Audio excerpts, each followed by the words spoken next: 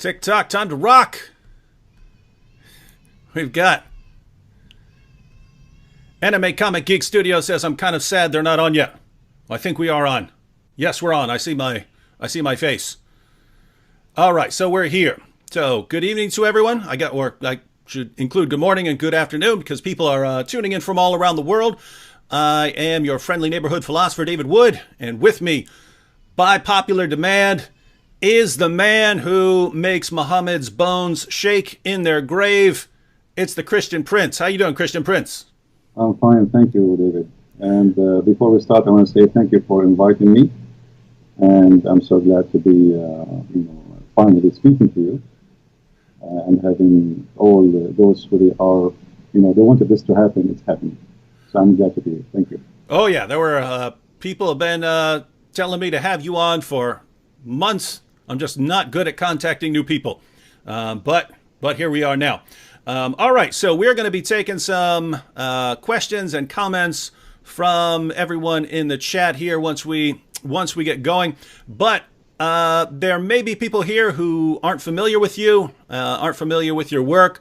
So in order to help them get to know you a bit better, why don't you share a little bit about where you grew up, your background, and everyone who's watching, while he's doing that, be sure to wage jihad on that like button and share the link on social media. I am an Arab. I speak Arabic. Arabic is my first language. And I studied Islam. I have a degree in the Islamic law.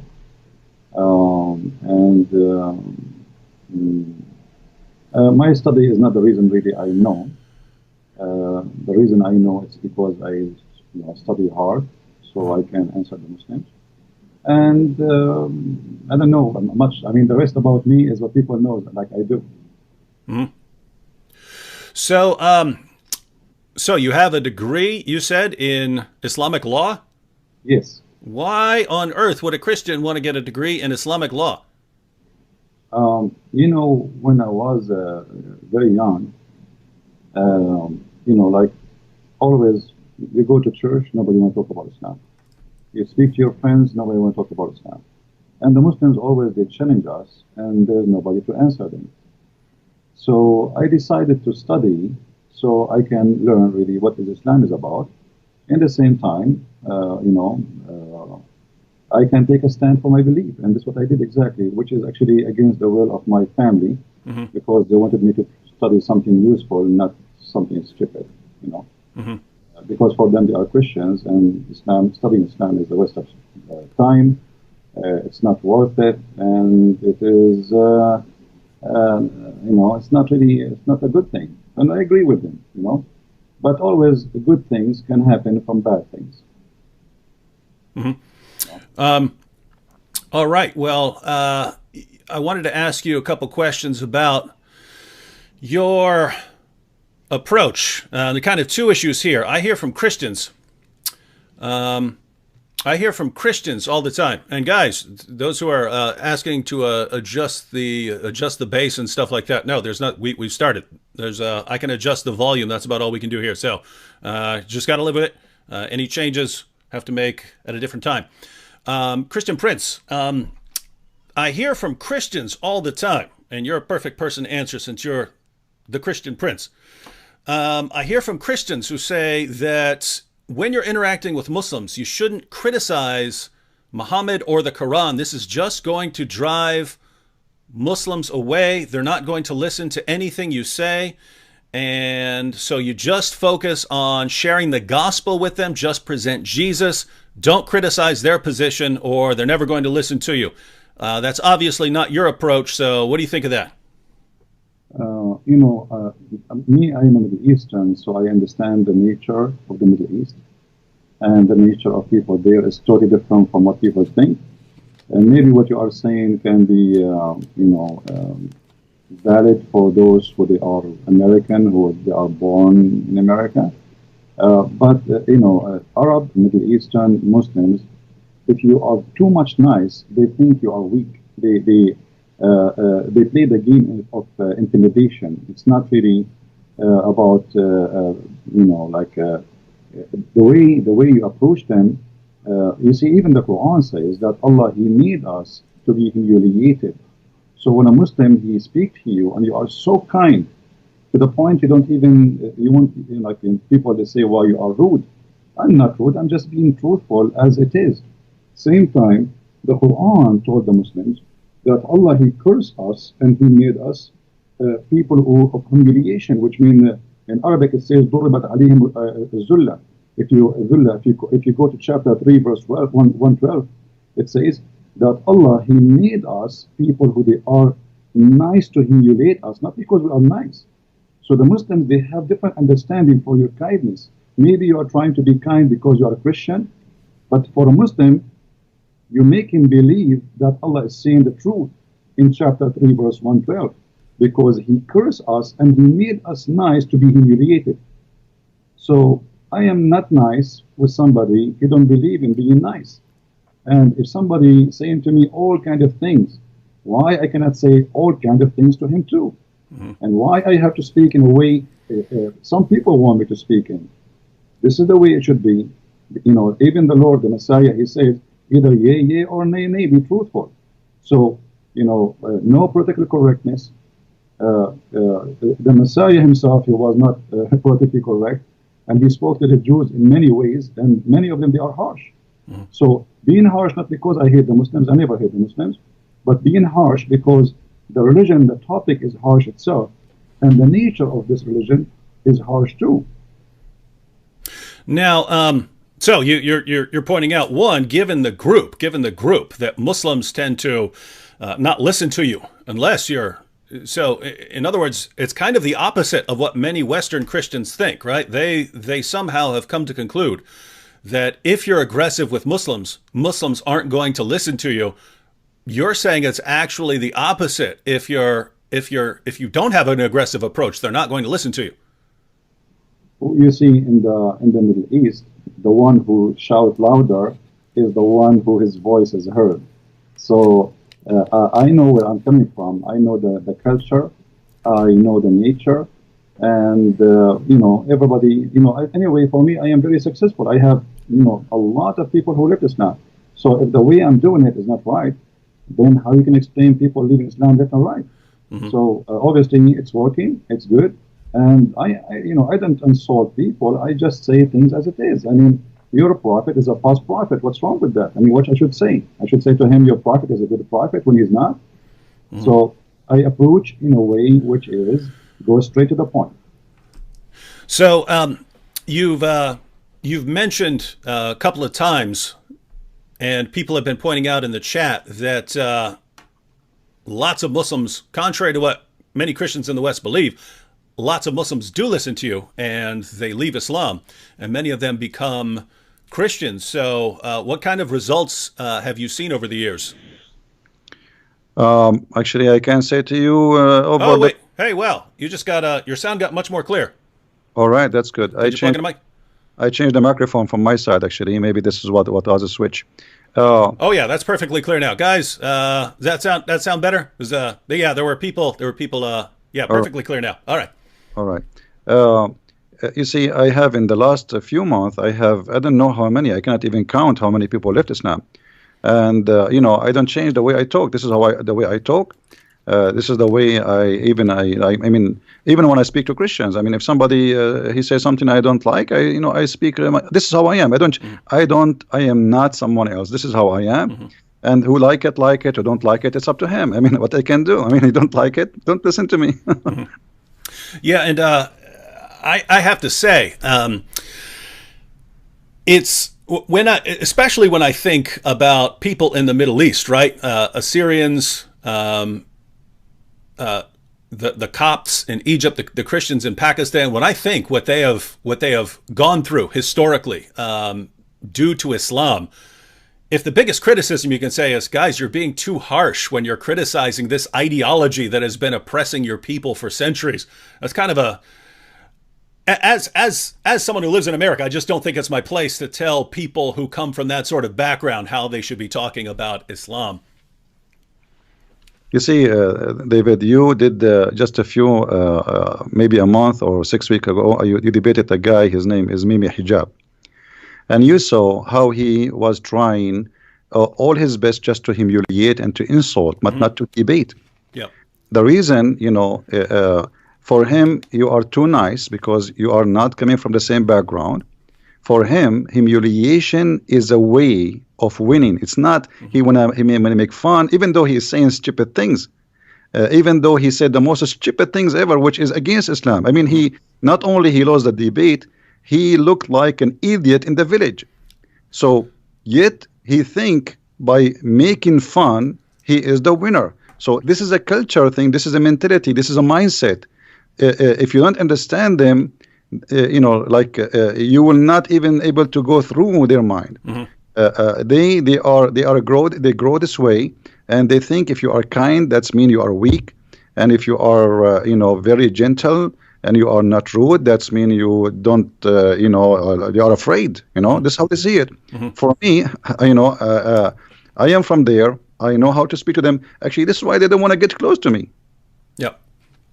Yeah, and it's interesting. In that for that debate, they made me agree ahead of time that I would be very nice and not be insulting at all, and be very friendly the entire time. And so it seems they understand as well that if you can get the Christian debater to be nice the entire time, and the Muslim to be insulting, yes, there are Westerners who will watch that and think, oh, this why is this guy being so insulting? But lots of Muslims, boy, they love it. Now, we're going to take some questions here in a minute. I had two questions just on the Arabic, since you're a native Arabic speaker. Not anything specific, but basically here's the idea.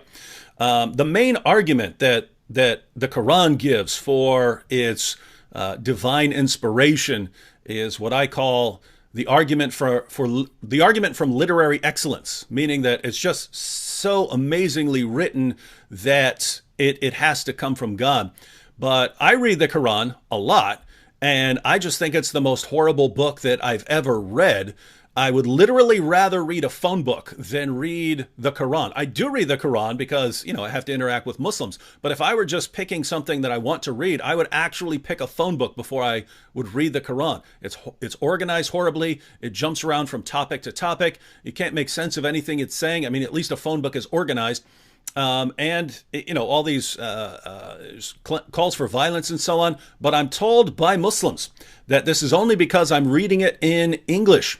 If I were to read it in Arabic, then I would see that it's clearly miraculous, the greatest book, so great that human beings couldn't have written it. So when you read the Quran in Arabic, how do you resist the power of the Quran to compel you to believe that it is the Word of God? The answer is from the Quran. If you go to chapter 8, verse number 31, the Arab, they were making fun of the Quran, saying this is the fairy tales of the elders. And if we wish, we can make even better than this. Everybody can go and read it. This is a book full of mistakes in Arabic, in a grammar, in a spelling, in a pronunciation. And, they fabricate tons of story. Here we go. We are the Arab Christian. Why we are not amazed? I mean, if Muhammad, he was able to make people to convert to Islam by just hearing the Quran, so why did they not convert? Why Muhammad, he went in war? Here we go. They are Arab in his time, and they were making fun of the Quran. So if you go in the Quran, you will find the word fairy tale mentioned 9 times. The Arab, they say to Muhammad, this is fairy tale and this is stupid. And then Muhammad, he says, well, it's stupid. Can you make something like it? And this is a stupid challenge. I mean, I'm just saying to you, this is stupid. You say to me, can you make some stupid like mine? So Muhammad, he did not succeed in the Arabic. The Arabic is a stupid language, the way he used it, and he was the Arabic in the Quran is a crook Arabic, is not correct Arabic. And if you want to talk about a book of wisdom, I don't know if you can open chapter 24, verse number 61, and read to the audience, and they will be astonished about how stupid this book is.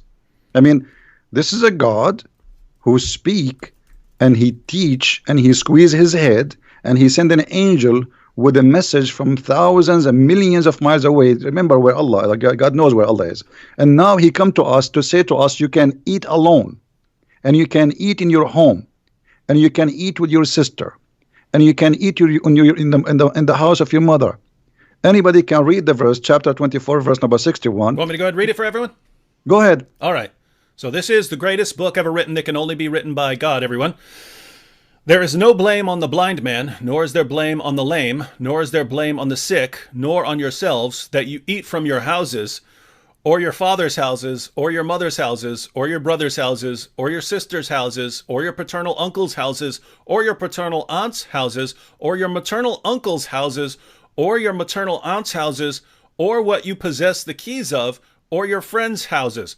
It is no sin in you that you eat together or separately. So when you enter houses, greet your people with a salutation from Allah, blessed and goodly. Thus does Allah make clear to you the communications that you may understand. And I think everyone in the chat is ready to recite the Shahada if they haven't already, because that is so masterfully written. I mean, that's it. I mean, it's no sin on you, no sin. I mean, imagine he's saying no sin if you eat alone or if you eat with somebody else. I mean, this is madness, it's stupid. So he sent an angel of God, and he written in a book of wisdom to teach us to say, if you are blind, you can eat at home. Where the blind used to eat where before? I mean, in the time of Muhammad, there's no restaurants. Where do you want to eat? You are blind, you cannot walk, or you are sick. And even if you are not any of those, still you can eat at home. I mean, look at the news. So Muhammad, he came to us with something beyond intelligence. It's like super. And then he says to us, you can eat in the house of your mother. Finally, I'm going to call my mother and tell her, hey, mom, I can eat in your house. She will say to me, idiot, you are eating in my house all your life. So what is this about? This is silly. This is stupid. So you brought up a couple points there, but basically what I hear from Muslims is, you know, if you just read the Quran in Arabic, you'll find out that it is the word of Allah, and true Arabic speakers will recognize that. You're pointing out that even according to the Quran, people of Muhammad's time, all of whom were Arabic speakers, they thought the Quran was a big joke. Well, all of them, and actually Muhammad, he don't even have a book. You see, if you go and read the book of the Quran, you know, if you go to the Bible, you know, you want to search where God, how he created things, you go to the book of Genesis. Mm-hmm. Where in the Quran we can find how God created the whole earth and heaven. It's all over. It's like somebody, he put a bunch of papers in the front of a fan, big fan, and he turned it on. And then we collect them together and we make a book. So nothing there make sense. And then, you know, if you go in the Quran, you will find things because of this madness. The Quran says that today, as an example, in chapter 3, verse number 7, today I completed your religion for you, accepted Islam for you. And then why? You know, because we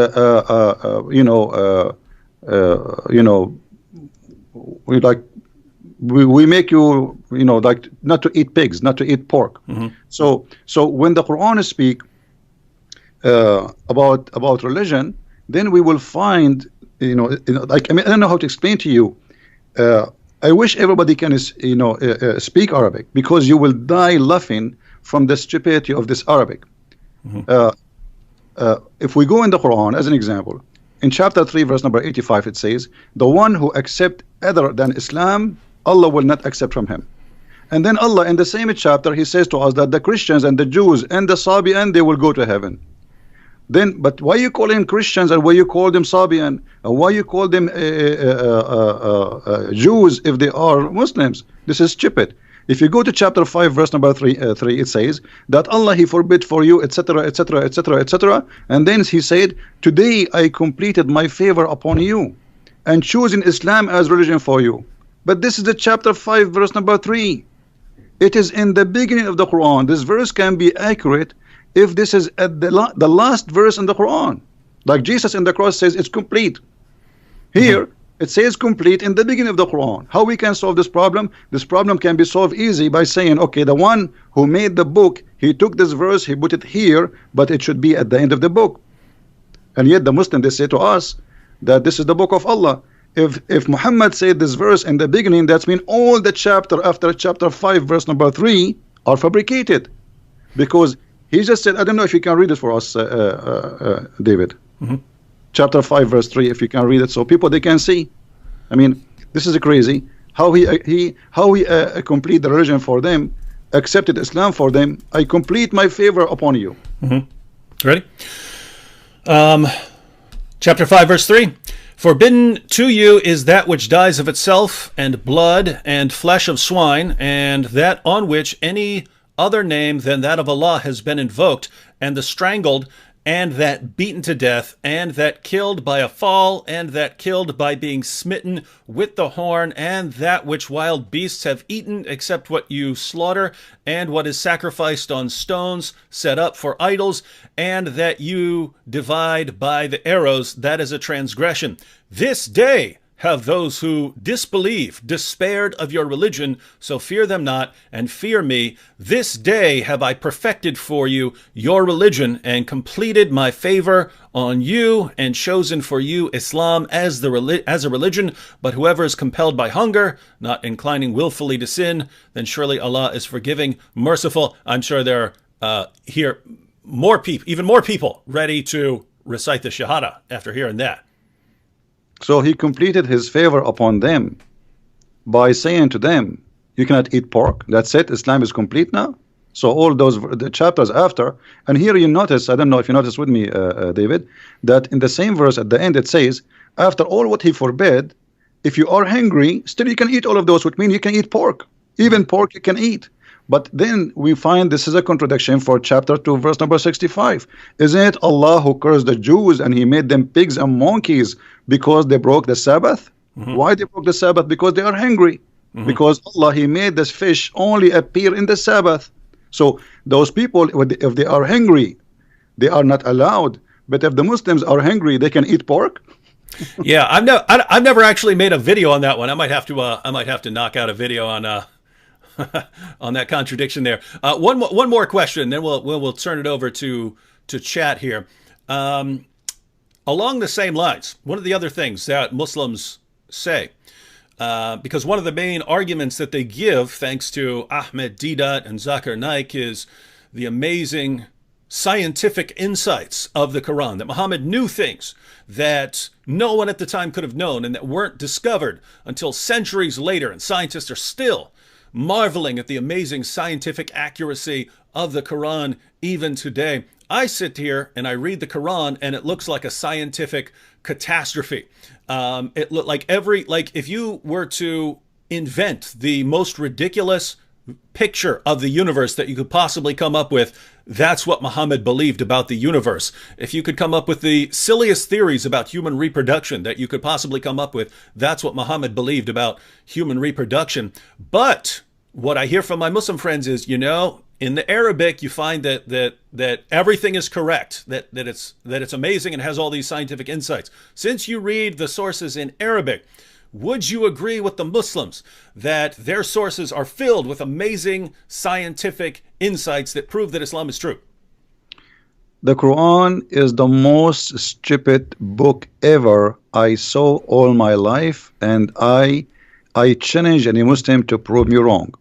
The God of Islam even don't remember which one he created first, the trees or the stars. Have you ever heard of a maker? He says something in one verse, he said the opposite in different verse.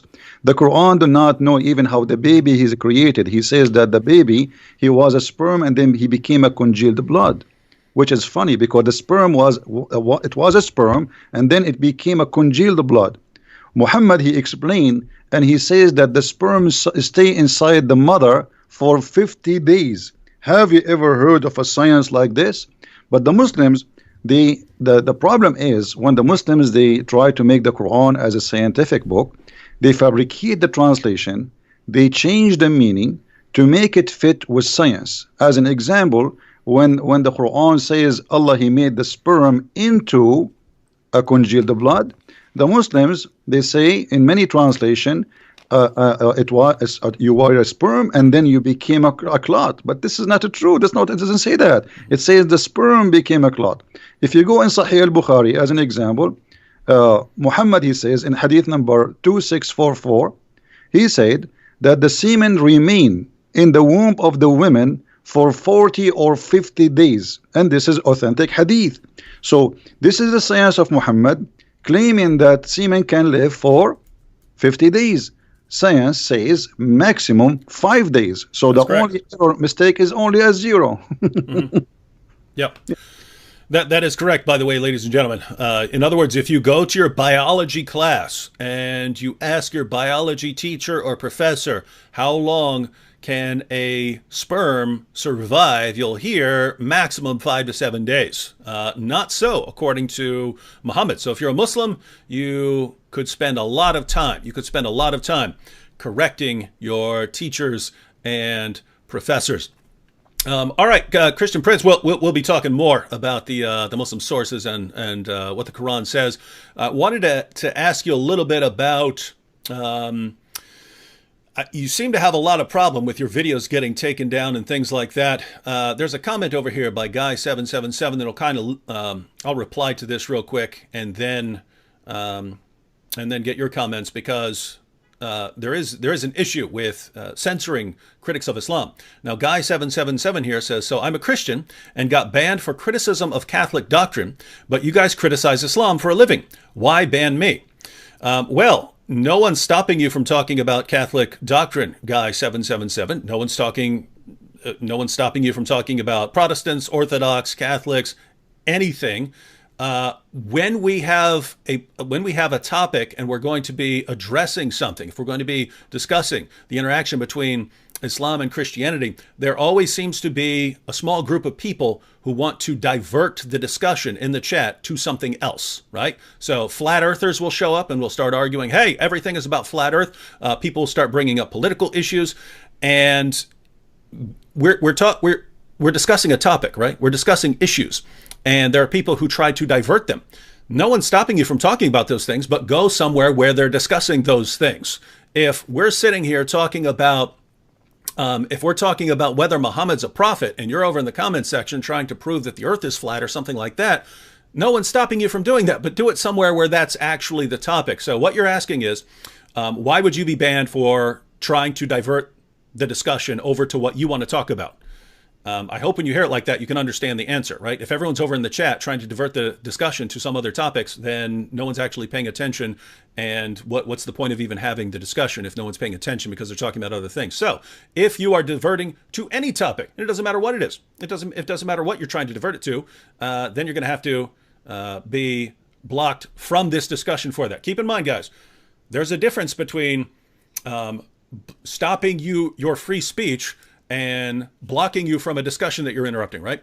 In the United States, we have protected free speech. That doesn't mean you get to come into my room and scream in my ear all you want. You can't say, oh, I'm screaming in your ear in your house because it's freedom of speech. No, that's a separate issue, right? No one's going to stop you from stating your positions in certain places, in public, on the streets, in public parks, things like that.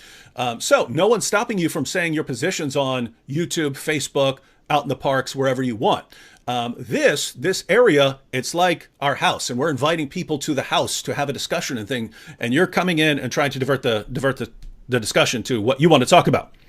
No, you can't do it. So that's a different issue.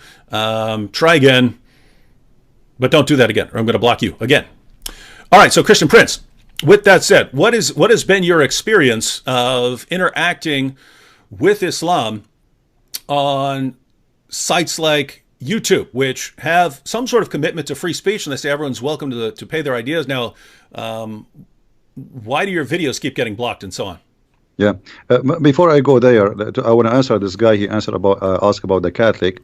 First of all, the Quran in chapter 5, verse number 14 said, I will spread hatred and enmity between the Christians until the judgment day.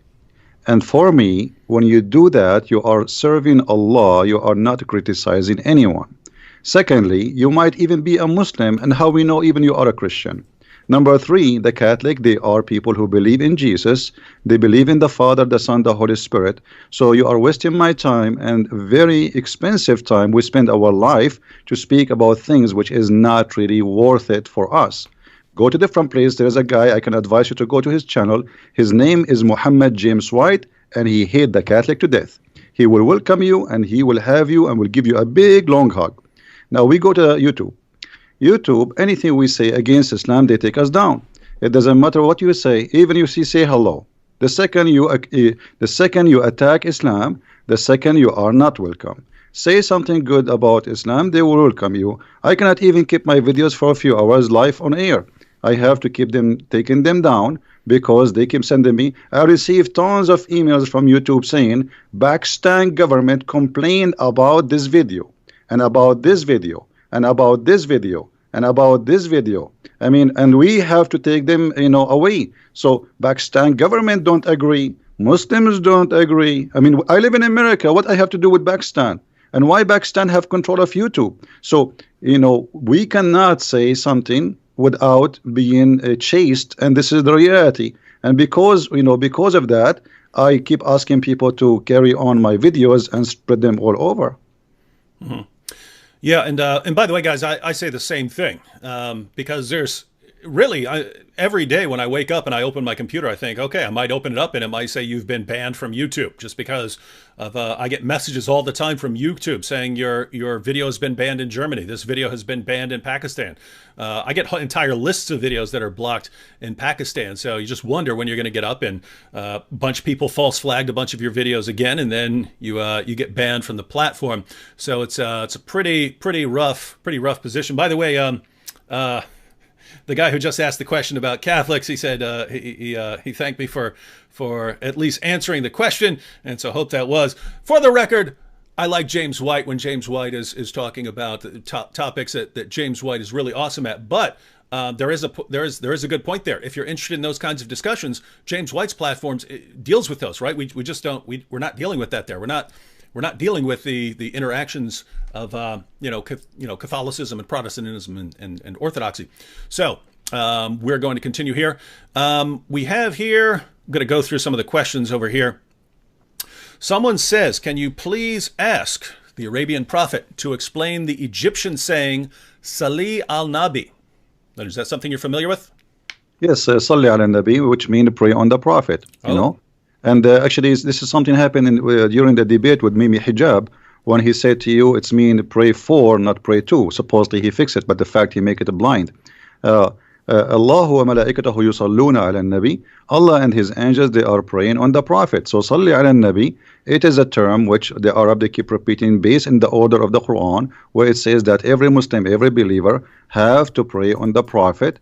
And even Allah himself, he prayed on the prophet and the angels, which means Muhammad become the center of the universe. Mm-hmm. So you're saying that this actually refers to prayer here.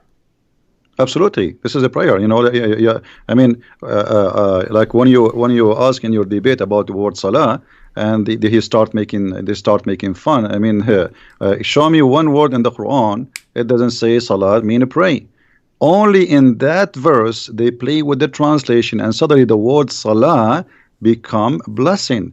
However, even if we switch pray to blessing, that would be stupid, because if Allah blessed Muhammad, why he need the blessing of an angel? And what it mean that the angels, they will ask Allah for more blessing? That is silly. I mean, that's it. Allah, he blessed him. It's like saying to me, save me, and I saved you, and you say, ask the angels to ask me to save you. Like, I saved you. I am the God. So if Allah is God and already he blessed Muhammad, so what the point of asking all those people to ask for a blessing? This is stupid. I mean, this is why I say Islam is like not 10-inch deep in the mud. It is beyond the mud experience. I mean, this is the extreme stupidity. They try to cover up by making a lie, but the lie make it more stupid. Mm-hmm. And that is their problem.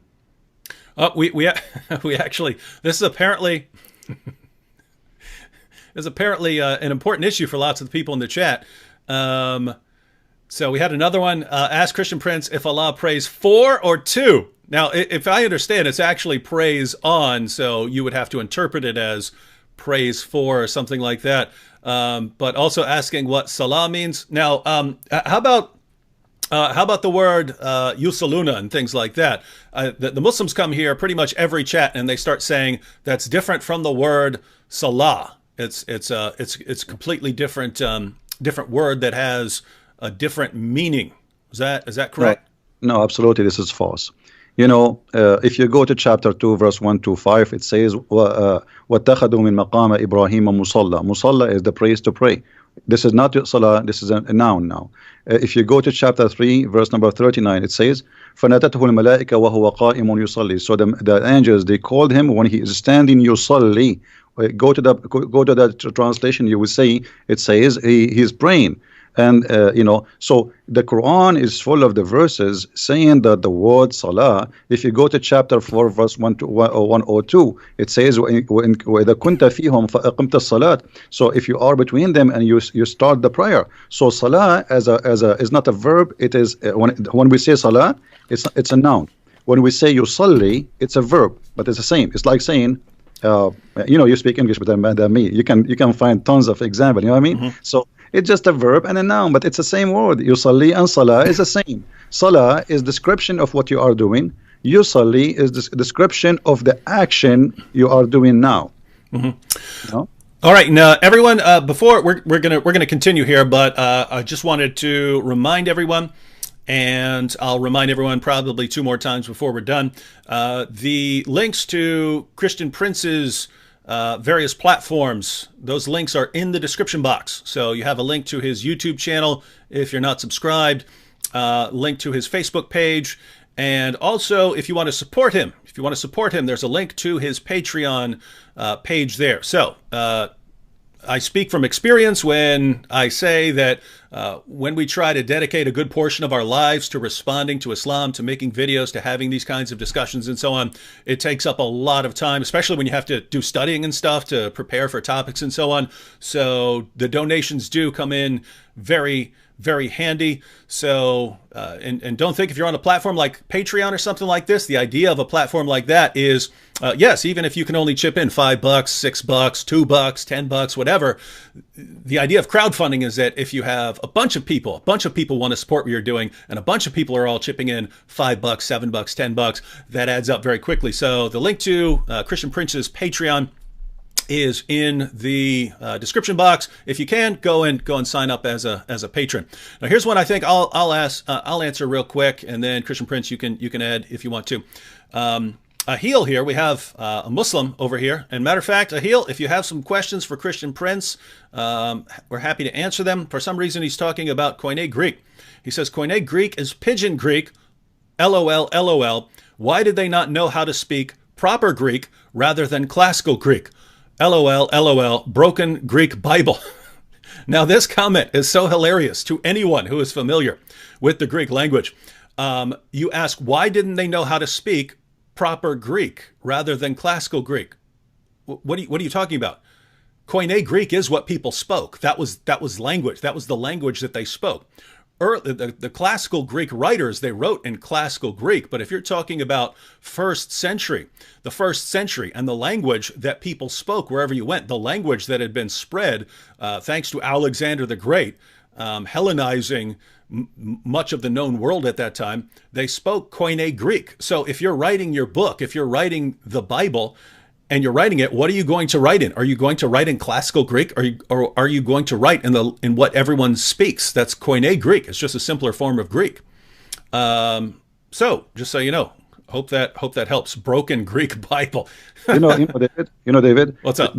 This guy is talking about broken language. I mean, how he when Zakir Naik he speak, why he don't make fun of him when he speaks stupid Arabic and he do not know Arabic? Did that? And Zakir Naik, both of them, they don't speak Arabic. There is the example. I will quote for you a verse from the Quran. And then he's speaking Arabic, and only Allah knows what he is saying. I cannot understand the word. I am an Arab. I have no idea what he's saying. So this idiot, he is trying to make fun of people who don't speak good Greek. We do not know who they are. But in the same time, he is reciting Quran to his God in a language he don't understand. The Greek, they recite the Greek. I do not need even to pray in a Greek. But you recite in the language nobody knows what it's meant. If I ask you what this word means in the Quran now, he will say only Allah knows best. So shame on you to speak about languages. Even your God Allah in the Quran, his language is broken, and me and the Arab, we correct the Quran and we make fun of it. Christian Prince, there's a guy on YouTube. He does, his channel's called Vidu Vids, but he does an awesome Zakir Naik impression. But yours is better. That was the best Zakir Naik. By the way, everyone, Nabil did an awesome. Nabil would never do it on stage or anything like that, but Nabil could do an awesome Zakir Naik impression as well. Should have recorded it at some point, but no, that was epic there. Here we have a question from Alan. Alan Silva says, guys, can you guys mentor me in apologetics against Islam so I can argue with my girlfriend's family? So apparently his girlfriend's family is Muslim. But Alan, that's kind of what we do in our videos, right? We're trying to mentor people a lot through our videos. But Christian Prince, if this guy wants to talk to his girlfriend's family about Islam and Christianity, what are the basic steps that you would recommend? Well, first of all, I don't know why even he have a girlfriend. I mean, how this will end? You will marry, and then your family will be broken. You do not know the children will be Christians or Muslims or what. So I don't think this is a good idea. Always you have to marry from someone share the same target, the same belief. Otherwise, it's going to be a broken family. Well, we don't actually know here. I mean, his girlfriend may be an ex-Muslim or something like that. He's asking about the family, or she may be Muslim. We don't know at this point. But if he wants to actually respond to her family using apologetics, what would you recommend? Well, he can watch your videos. He can get my books. I have many books on Amazon. He can watch my videos. They are for free. And, we do our best to teach. This is what we do. So watch our videos, learn from them, take reference, and make an argument. But before always you talk about, before you open your mouth and speak about a topic, you better educate yourself very well about it. Not only just learn 2 letters and go and say, hey, I heard this, because that will be not really a good idea. You have to get you don't claim to be a chef if you know only how to make salad. You have to know how to make many dishes. So you need to educate yourself very well before you open your mouth about a topic. Mm-hmm. We have a question here. Why is the word Pharaoh used in the Quran as a proper name? It lacks the definite article, so it is the name of the Egyptian king from the era of Moses, not a title. Is that correct? Is that a problem? Well, when the Quran says Pharaoh, and this is appear in more than 61 places, the Quran don't tell us who is Pharaoh, but it's talking about Pharaoh as a name, as if this guy, his name is Pharaoh, which is wrong. Mm-hmm. Same time, there's many pharaohs. Which one? Mm-hmm. But the Quran, it's very famous about history mistakes. As an example, the Quran mentioned that Moses, he met with the Samiri, and I'm sure you are familiar with the story where Moses, the Samarian, they met with Moses and they spoke with him. So obviously the Quran is not a book of history, and it's mixed up. Mm-hmm. And they do not, Qarun, and suddenly Haman, suddenly Haman appear in the Quran as a minister for the Pharaoh. What Haman have to do with the Pharaoh? Moses and Aaron, they are the uncle of Mr. Jesus in the Quran. So, I mean, who is Jesus there? Even the word Jesus did not appear. There's Mr. Isa. So we have Isa replaced by Jesus in the translation, but this is Mr. Jesus the Muhammad, supposedly. And his uncle is Moses, and his grandfather, his name is Umran. In case you do not know, too, that for the people who are listening, the father of Moses, too, his name is Umran. So the Quran is mixed up. There's nothing to do with history we can rely on, and this is why we laugh always about the history of the Quran. Even Muhammad, he could not even David, I want you to challenge all the Muslims who are listening. Who can show us Israel? The word Israel in the Quran repeated tons of time. Okay, I am reading the Quran, and the Quran is the book of God.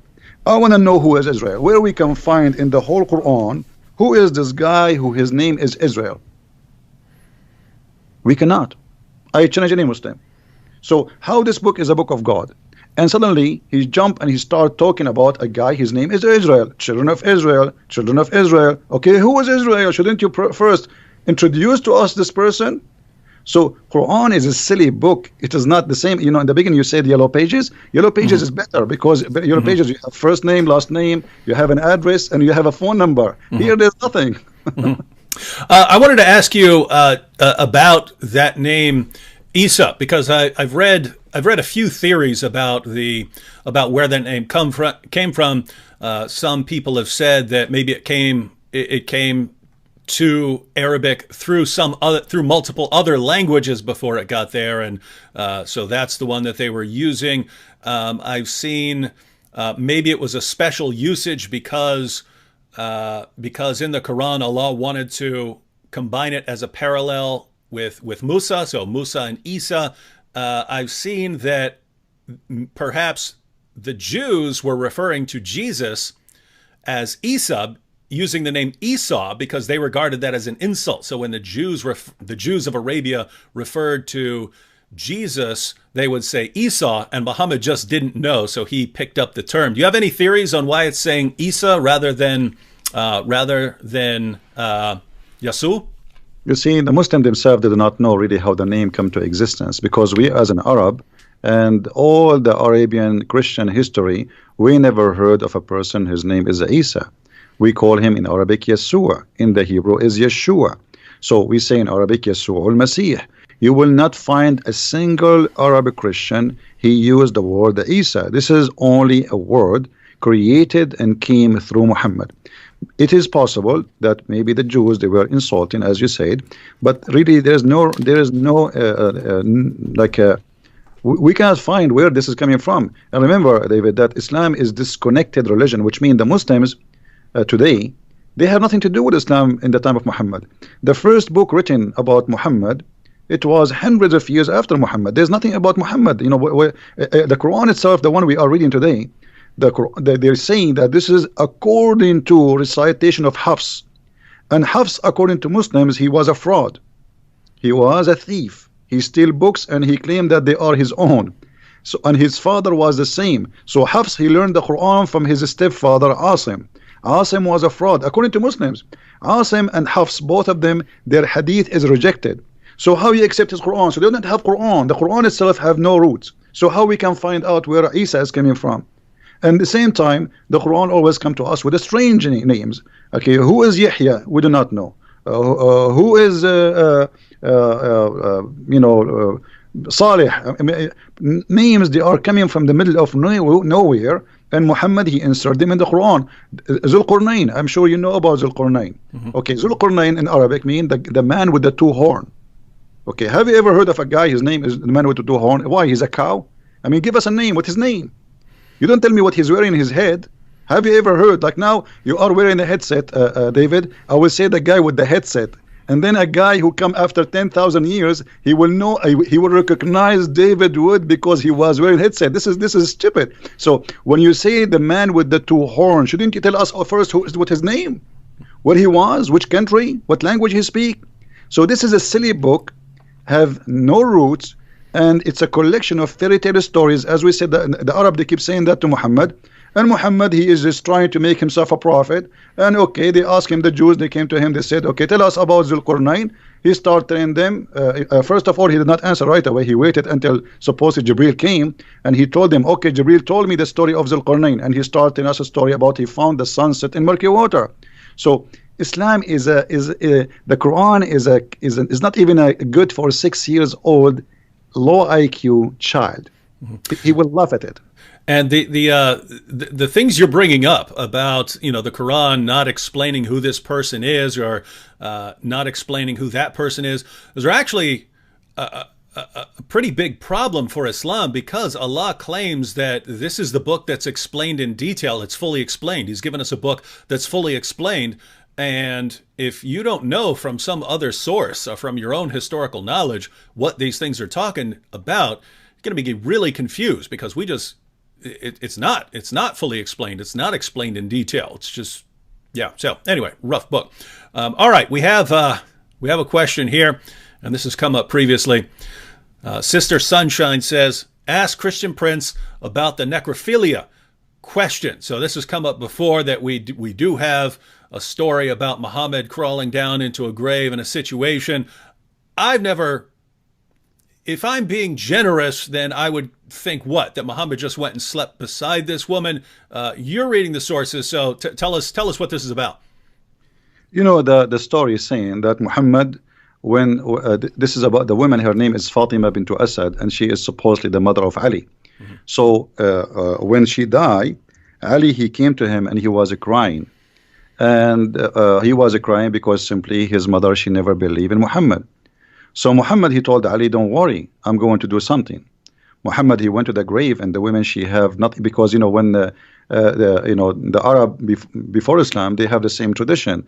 They make the person, you know, naked, and then they put them in the grave. They warp them with a sheet. There's no like a coffin. It's a sheet. They put them in the grave, and then Muhammad, he took his clothes and he lay down with her in the grave.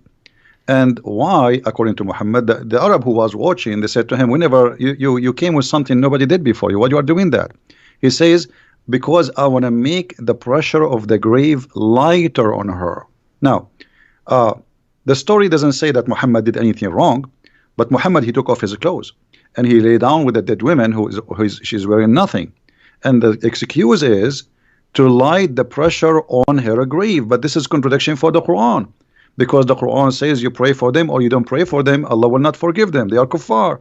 So how, if Muhammad, he lay down in the grave, the pressure of the grave will be less? This is silly. So Muhammad here is either he is a mentally ill, you know, and you know, he wanna give himself like I can make even the one who go to hell suffer less even after he die, which is stupid to say, because you are just a prophet, you are not God.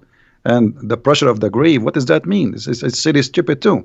So I don't understand really why he did that, and I don't see it. It was really sexual as it was like something crazy and stupid. You know, I wasn't there to say it was sexual. I can say it is something from somebody he have a mental illness. Mm-hmm. Yeah, and it's so whether he had sex with her dead body or not, it's just weird. No matter what the situation is, it's just a weird thing. Yeah, the Arab, they said that to him right away. They said to him, "You did something nobody did before you. What is that?" You know. Mm-hmm. So he explained to them that he is you know, he is trying to make the pressure of the grave less, and this is false. Isn't it Muhammad who says that he asked Allah for forgiveness for his mother and Allah he reject? Mm-hmm. So if his mother, he could not, you know, bring mercy for her, how about the mother of somebody else? Mm-hmm. Yep. All right. Hope that answers the question, Sunshine. And CIN says, I have a question. Who's speaking in Surah 1933? So that's a famous verse of Jesus. So I guess they want you to talk about 1933. That's a famous verse because Jesus talks about the day he's raised to life. So I'll go ahead and read the verse, and then Christian Prince can comment on it. So this is Jesus speaking here. He says, "And peace on me on the day I was born, and on the day I die, and on the day I am raised to life." So why would that be an interesting verse? You know, because here he says that peace on me when the day I'm born and the day I die. And, you know, Muslims, they say that Jesus is still alive. Mm-hmm. So when that day of peace is going to be upon Jesus, according to Muhammad, he will come back and he will stay on earth in the judgment day for 40 days only, and then he will die.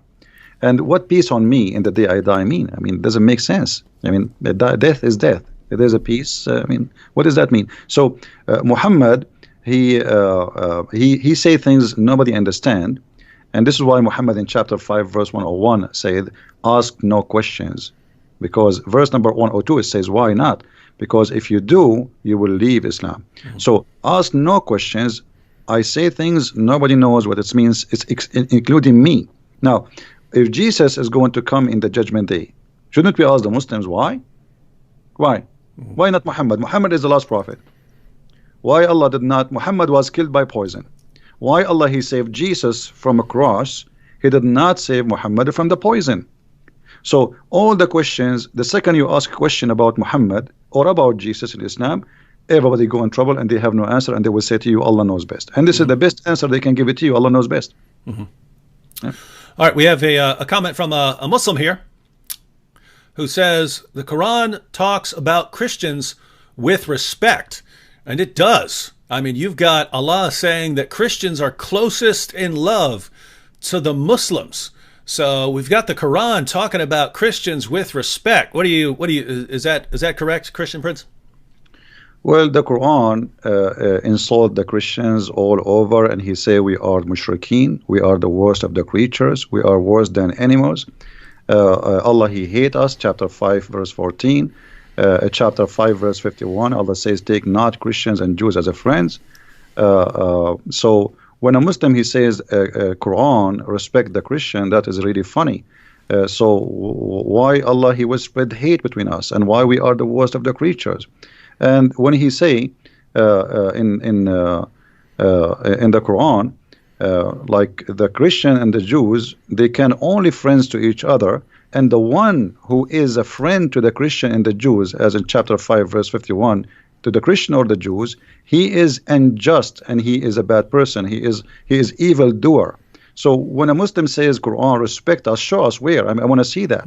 And you know, the Muslim, what they do, they show you verses Muhammad he said in the beginning of his life, like in chapter 5 verse 69, Muhammad he says, inna alladhina amanu walladhina hadu was-sabi'una wan-nasara, etc. Those who believe and those who they are Jews and Sabi and Nasara, they will go to heaven. This is in the beginning. But later Muhammad he says in chapter 5 verse number 72, the same chapter, just a few verses after, kuffar, they are kuffar, those who say Allah he is the Messiah, the son of Mary. So he called us kuffar. In chapter 5 verse number 82, this is the verse he is quoting for us. This is a verse not saying that we are good. No, you see, look, Muhammad, we mentioned like the guy who asked about he want to talk about Christian sect. Muhammad he was trying to what they call it, divide and conquer. So chapter 5 verse 82, he was saying, oh, the Christians are close to us, the Jews are the enemy. So he was trying to say to the Christians, don't worry, I'm going to kill the Jews only. And later, after he finished with the Jews, he switched to the killing the Christians. The chapter of the Tawbah actually happened after he killed all the Jews, not before. He finished with the Jews and he finished with all the enemies, and suddenly he came with the Tawbah 9:29 says, fight those who don't believe in Allah. He meant specifically the Christians, and he decided to attack the Roman in Tabuk. Yeah, and so everyone, when you're looking at Quran verses and you think, oh, that sounds nice, so you have to kind of try and piece those together in order. When Muhammad starts out as a prophet, it was, according to him, it's, hey, I'm Muhammad and the Muslims are with the Jews and we're with the Christians. It's all of us monotheists together against the polytheists, the idolaters. And then he moves to Medina, the Jews reject him, and then, hey guys, it's me, the Muslims, and the Christians, and we're together against the Jews and the polytheists. They're the enemies here. And then by the end, as Christian Prince pointed out, it's fight everyone. It's Islam versus everyone. So my Muslim friends, that may work with, you know, your Christian friend down the street. If you're talking to Christian Prince, you're not gonna pull off the Quran talked about Christians with respect. It's just not gonna work here. So get a better position. You know, David, Yeah. what about to say to him, I want to say to you, you are kafir. Let us see what he will do. Let us say, I'm going to say to you, you are najis. Isn't it Muhammad? He says that the Christian, the Jews, all who don't believe in Allah are najis. Najis means filthy, dirty. So if I call you najis now, is that respect? I mean, they say silly stuff. Those things can work with those who do not know. Yep. Don't try those tricks with us. You have no idea you are talking to who. Yep. Here's a good one. Christian Prince. I would join this man as well in hearing your thoughts on this. He says, Christian Prince, do you think that Muhammad received a satanic revelation and believed his message, or do you think he simply saw prophethood as a way to gain power and knowingly created a fabrication? So was Muhammad sincere, but he was deceived by evil spirits, or did he know what he was doing? We can say both, but I believe strongly if you go to Sahih Muslim, you will see Aisha in hadith number 1464. She said, Inna rabbuka yusari'u ila hawaka ya Muhammad. I see that your Lord, your Allah, he just trying to satisfy your sexual needs. You know, she's talking about his sexual. He make verses saying, any woman she want to give herself to the prophet, so the prophet he can sleep with her. So even the household, who live in the household of Muhammad, Aisha, his favorite child wife, she got him busted. I see that your Lord, he has hastened for your desire. What desire we're talking about? Sexual desire. So it's very clear that in the time of Muhammad, people didn't notice that this guy, he is God. He is the God. He is the one. God is just a puppet. He use him so he can control. So he have mental issue. I can tell from many issues. As an example, he have a low IQ. You know, Once a guy, he came to his house and he is blind. He ordered the wives to cover themselves, and they said to him, "But isn't him blind?" So Muhammad, he got busted. So he said to them, "Well, are you blind too? But you are asking them to cover themselves." I mean, I mean, this is telling you that he have a low IQ. If you read the chapter of 18 in the Quran, there's no way anyone he have a little intelligence he will say and he will make such a chapter. The whole chapter is a joke. So Muhammad, he have a low IQ, but he can be fit for that time for those Bedouin who live in the desert. They are not educated, but he could not convince the educated Jews and Nasara in his time, and this is why they rejected him. Muhammad, he said, if I was able to convert 10 Jews only, the whole Jews will convert, which means he could not convert 10 Jews. You believe it? 10 Jews, he could not make them believe. All right, next question is from Jack Sparrow. He says, David, please ask Christian Prince, how does the Shahada sound before Muhammad? So there is a Shahada before Muhammad. So how does this sound? You know, first of all, the Shahada is something funny because, you know, the word Shahada in Arabic is witness. So how you can witness for something you did not see? And you will see that the Quran says that Allah himself, he says Shahada. So Shahid Allahu an la ilaha illahu wal malaika, chapter 3, verse number 18. So Allah himself, he says Shahada. Okay, Allah, he says Shahada to who? So the Shahada, I believe it was Muhammad, he is trying to enforce himself on people to agree that he's a prophet, and he wants them to declare it, otherwise you die. And then because if you declare it, people will hear it, and then there is no way to return. You will be rejected by your tribe, by your family, because you declare that you are following Muhammad. So Shahada, it was a way to sign in the army of Muhammad with the point of no return. Because there's two issues here, two risks. If you leave, Muhammad will kill you. And if you join your family, they will reject you. The Arab, the tribes, they will not like you no more because you join the gang of Muhammad. Muhammad is not really the Arab. They never saw him as a prophet. They saw him as a gang member. Like as an example, there's a hadith to speak about the word Sa'ariq. Muhammad, he said in Sunan Ibn Dawood, which is a Sahih hadith, he said, "Abshiru ya ma'shara Sa'ariq." For those who speak Arabic, they knew what Sa'ariq mean. Sa'ariq mean the outlaw, like, you know, when you speak about a bunch of criminals who they are running away in the wood, for they are wanted for raping, killing. So Sa'ariq are a group of people who they are rejected by their tribes, not from one tribe. And then they live in the desert. And then they make a gang together and they attack the people who traveled, became pirate. So Muhammad, he called his own people Sa'ariq, which is an insult. Like if you say to anyone now in Arabic, you are a Sa'luq, he will kill you. So how Muhammad, he says to the Muslim, Abshiru ya ma'shara Sa'ariq.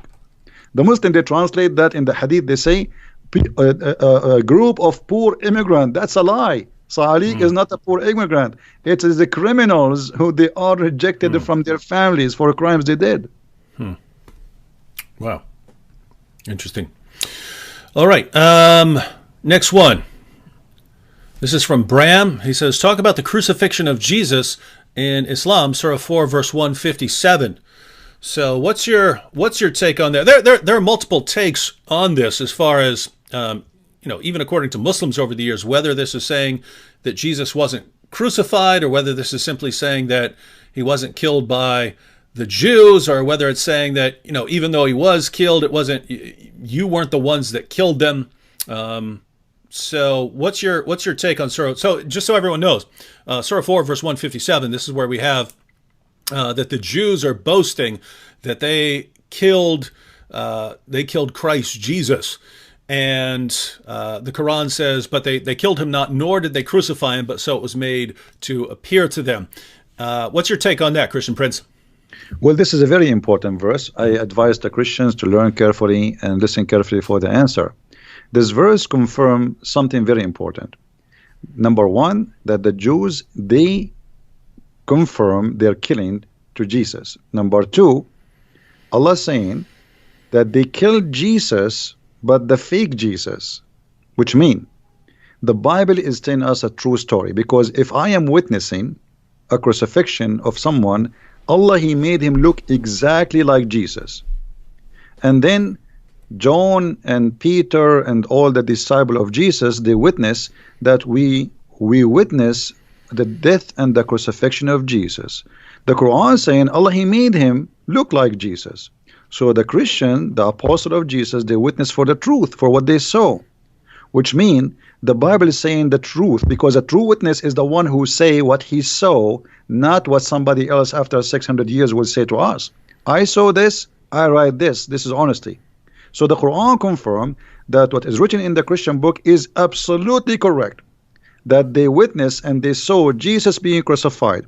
And then Allah, He sent after 600 years someone to say, it was not Jesus, this is a child, this and this is stupid. But by this, the Quran confirmed that our story is a true story. And now Muslims, you tell me how they can confirm somebody, he never witnessed Jesus, he never spoke to Jesus, he don't even know the language of Jesus, he don't even know the name of Jesus, and yet he can tell us what happened to Jesus. Why? Because he have somebody came to him and he squeezed him 3 times like a mayonnaise, and he told him that, oh, they did not kill the Messiah, it was someone looked like him. All right, I assume this comment is a joke, but on the slim chance that it's not, I'm going to go and post it. YS says, hello, I want to donate $1 million right now. Is it possible to send $1 million as a donation? Let me know so I can do it now. Well, if you're talking about to Christian Prince here, well, I don't know if you can send a donation that big, but no, there's I don't want Patreon. $1 million. I don't want it, David. Give it to David. Okay, so if you want to, you can divide it up. You can give half. Go to Christian Prince's. Look, just go to Christian Prince's Patreon page. The link is in the description box. You can give him whatever you want. You can find my info if you want. Back to this comment from a Muslim. He says, "I have no problem with Christians as a Muslim." Well, my take would be that that's great that you don't have a problem with Christians as a Muslim. But my understanding is that Allah has a problem with us, and Muhammad had a problem with us. And because Allah and Muhammad had a problem with us, and the rightly guided caliphs had a problem with us, and 14 centuries worth of Muslim scholars have had a problem with us, that there's still a problem with us. So, Christian Prince, how would you respond to a Muslim who says he has no problem with us? How he say, I'm a Muslim and I have no problem with the Christians? That's mean you are a hypocrite. Because if you are a Muslim, you believe in the book of Allah, and the book of Allah says in chapter 5, verse 51, take not Christians and Jews as a friends. Even the Quran in chapter 9, verse 23 says you cannot even take your father and your brother from your blood as a friend. So either you are a hypocrite, playing taqiyya on us, think that we are a bunch of fools who do not know your book, or you yourself, you have no idea what Islam is about. You are just born of a Muslim family. Your name is Muhammad, and you think you are a Muslim. Choose one. Which one is you? I don't know. Yeah, I have to say, to the Muslims who are watching and thinking, hey, I get along with Christians. I get along with everyone. I don't have any problem with them. Look, it's great that most Muslims live better lives than their religion commands them to live. And it's great that most Muslims live better lives than their prophet lived. But we're not talking about nice Muslims who just don't follow Muhammad's teachings. We're talking about what the Muslim sources say. So even though you have no problem with us, again, your God definitely has a problem with us, and your prophet definitely had a problem with us, and that's why followers of your God and your prophet have been killing Christians and lots of other people for a very long time. Wait a minute. Wait. Now, the same guy, Christian Prince, I scrolled down to his next comment to see what he was going to say. But it's the same guy said he has no problem with Christians. And he says, but I just asked Christians not to call Jesus God. So he's saying he has no problem with us. Just don't call Jesus God. And what if we call Jesus God, what will happen? What next? What he would do? Yeah. What's the plan there? He would do jihad? Yeah. Oh, actually, I should have put a link, and I will after this show. First and last here said Christian Prince has books available on Amazon. Be sure to check them out as they are filled with invaluable information. I'll add those to the description box after the show. So if you're watching this in a replay afterwards, the links will be there. But Christian Prince, why don't you tell us about the books that you've written? Well, my books is actually, the Muslims, they say to me, well, if you are a person who know a lot, how come we never heard of a book you have? So I said, okay, I'm going to give you books. So I start writing books. So it was the Muslims who gave me the idea, and they are the Muslims who invited me to do so. My books is like a box of a lot of information. There's no, it's not just a book. Those who have my books, they knew. I just released a 2-volume, Sex and Allah, and the whole 2 books is about sexuality in Islam, and for the Arab, before Islam and after Islam. So my book simply is a collection of information, hard to reach for those who don't speak Arabic, and even for those who speak Arabic, because I never saw, actually, even those who speak Arabic is the last one to know too, because not everybody speak Arabic. He read and he study and he research. So my books is an easy access with a translation for a lot of information people never heard of, from those who speak Arabic and those who never know Arabic. So and you can ask people who have my books what they think about it. For sure, the Muslims don't like my books. They hate it. And they give it a bad review without buying it, which is not normal, Now, aren't you simply telling them what's in the Muslim sources? Why wouldn't they be super happy over that? You see, I do my videos. I show the reference in the screen. I read the screen for them. Everybody see it, and yet still they call me liar. So Muslim, when he sees something very, very, let us say upsetting, something show something really crazy about their religion, the only thing they can do, either they leave Islam or they go in denial and they say liar, liar, liar. So I hear always liar. I heard it from many people, and many of them, by the way, they accepted the Christ and they left Islam. But in the beginning they say liar because it's shocking. It is really disgusting. What are you talking about? This is my prophet, the prophet I love. I heard good news about him. David, you do not live in the Middle East. If you go in the Middle East, you go to the bedroom, you hear the Quran. Because they play it in the speakers, in the loudspeakers.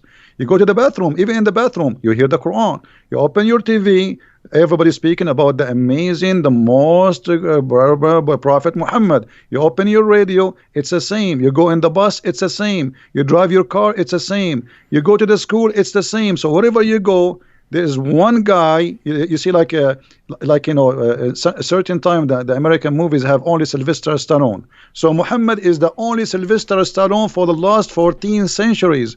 So how dare you to say something we never heard of? So they got shocked, they got so upset, but slowly they understand that this guy is not lying. It's true. He's showing us. It's in the front of us. And they will accept. Yeah. Sooner or later. Yeah, and sometimes it could take a while. I'll post just a simple video where I put the Muslim sources up on the screen about Muhammad ordering his followers to kill lizards or ordering his followers to kill dogs or something like that. And a Muslim will immediately comment and say, "No, we're not allowed to kill animals at all in Islam." And it's like, I just put the sources on the screen in English and Arabic, and you're saying it's not true. This is your prophet talking, kill lizards, and you're saying he doesn't allow you to kill anything. He commanded you not to kill anything. And then if you point out, look, it's right there. I have Muslims tell me all the time that I'm printing up my own volumes of hadiths. I'm making stuff up. I make stuff up, and then I print up. I don't know what kind of time they think I have on my hands, but I print up my own fake editions of hadiths so that I can point to them and say that this is what Muhammad said. And it's just amazing that, a Muslim will hear something from his mom when he's growing up. And then when you show him that his prophet said the exact opposite, he'll stick with what his mom said and accuse you of making it up, even though it's not hard to go on a Muslim website and look up these sources. Interesting stuff. All right. Someone asked what's the Islamic concept of an apostle? What is an Islamic apostle? If Muhammad's an apostle, is Isa, Jesus, an Islamic apostle as well? I don't know what they mean by apostle. Are you talking about like a messenger? Yeah, he's talking some Quran translations will translate it as apostle, and others will translate it as messenger. Yeah, well, There's no, like, apostle should not really appear as a translation. It should come out as either as a nabi, which means a prophet, or a messenger. Because Muslims, they make a differentiation between a prophet and the messenger, which is very silly too. Because how you can be a messenger but not a prophet? The second you deliver a message from God, that is a prophecy from God. And God Himself is the first prophet, because the true prophet is God. He is the one who prophesies about the future, and the rest, they carry the prophecy. So Muslims, they have a very funny understanding that there's a messenger and there's a prophet, and Muhammad is both of them. He's a messenger and he is a prophet in the same time. But here, David, maybe you can ask the Muslims who they are in the crowd, can somebody give us a prophecy of the prophet Muhammad in the Quran? Like what? What about the war between the Romans and the Persians? What do you think of that? If you go in the hadith, I just made a video about it a few days ago. Oh yeah, oh that's cool. It says that this hadith, this verse was revealed after they won, not before. So Muhammad he said that verse after the Roman they won the war. Secondly, if you go and study, let us go first to the hadith. Just let me get the reference. And this is Sahih. Okay, let me give you the link. David, maybe you can read it there. Is that okay? I'll give it to you in Skype. Maybe you can open it, and you can read it better than me. So you can have the reference, or for people who can read it. It says it clearly there that when the Roman they became victorious, this verse came. Oh, I got it. All right. So, yep, this is Sahih, Jami at-Tirmidhi. Abu Sa'id narrated, on the day of Badr, the Romans had a victory over the Persians. So the believers were pleased with that. Then the following was revealed. The Romans have been defeated, up to his saying, the believers will rejoice with the help of Allah. He said, so the believers were happy with the victory of the Romans over the Persians. So how this can be a prophecy? The verse came after they won the war. How this can be a prophecy? This is stupid. I mean, right? That's what it says. So they won, the Roman they won, and Muhammad, he said the Roman they were victorious. So what is the prophecy? Same time, even if this hadith does not exist, we get them busted, because Muhammad, he used in Arabic the word bada, and the word bada is between 3 to 9, and the final victory, the Roman they lost Jerusalem in 614, and the final victory it was 28 and 29. So Muhammad is still, he got busted either way, either if it is he say that before they won, or if he say that after they won. But imagine after Trump he won, I say, let me give you a prophecy. He won, and the Republican will rejoice. That's funny. He won already. He won a year ago, in the year 2016. So the hadith in front of you is very clear. Same time, there is a question, and no Muslims can answer, why the Muslims will rejoice for the Roman victory. Isn't it the Roman are kuffar? Why they will rejoice for the victory of the Roman? What they have to do with the Roman? So, and by the way, everyone, Christian Prince, as far as I know, this is the main prophecy that Muslims go to. So you're saying that they're the main one they go to when we ask them about a prophecy here, it fails completely. Absolutely, it's stupid in either way, because the years. If you see this hadith here, if we say it's not exist, but they cannot say it's not exist. It's sahih, as you see. So the Roman they were victorious, and then the following verse was revealed. It's very clear. So it's revealed after they've been victorious, not before.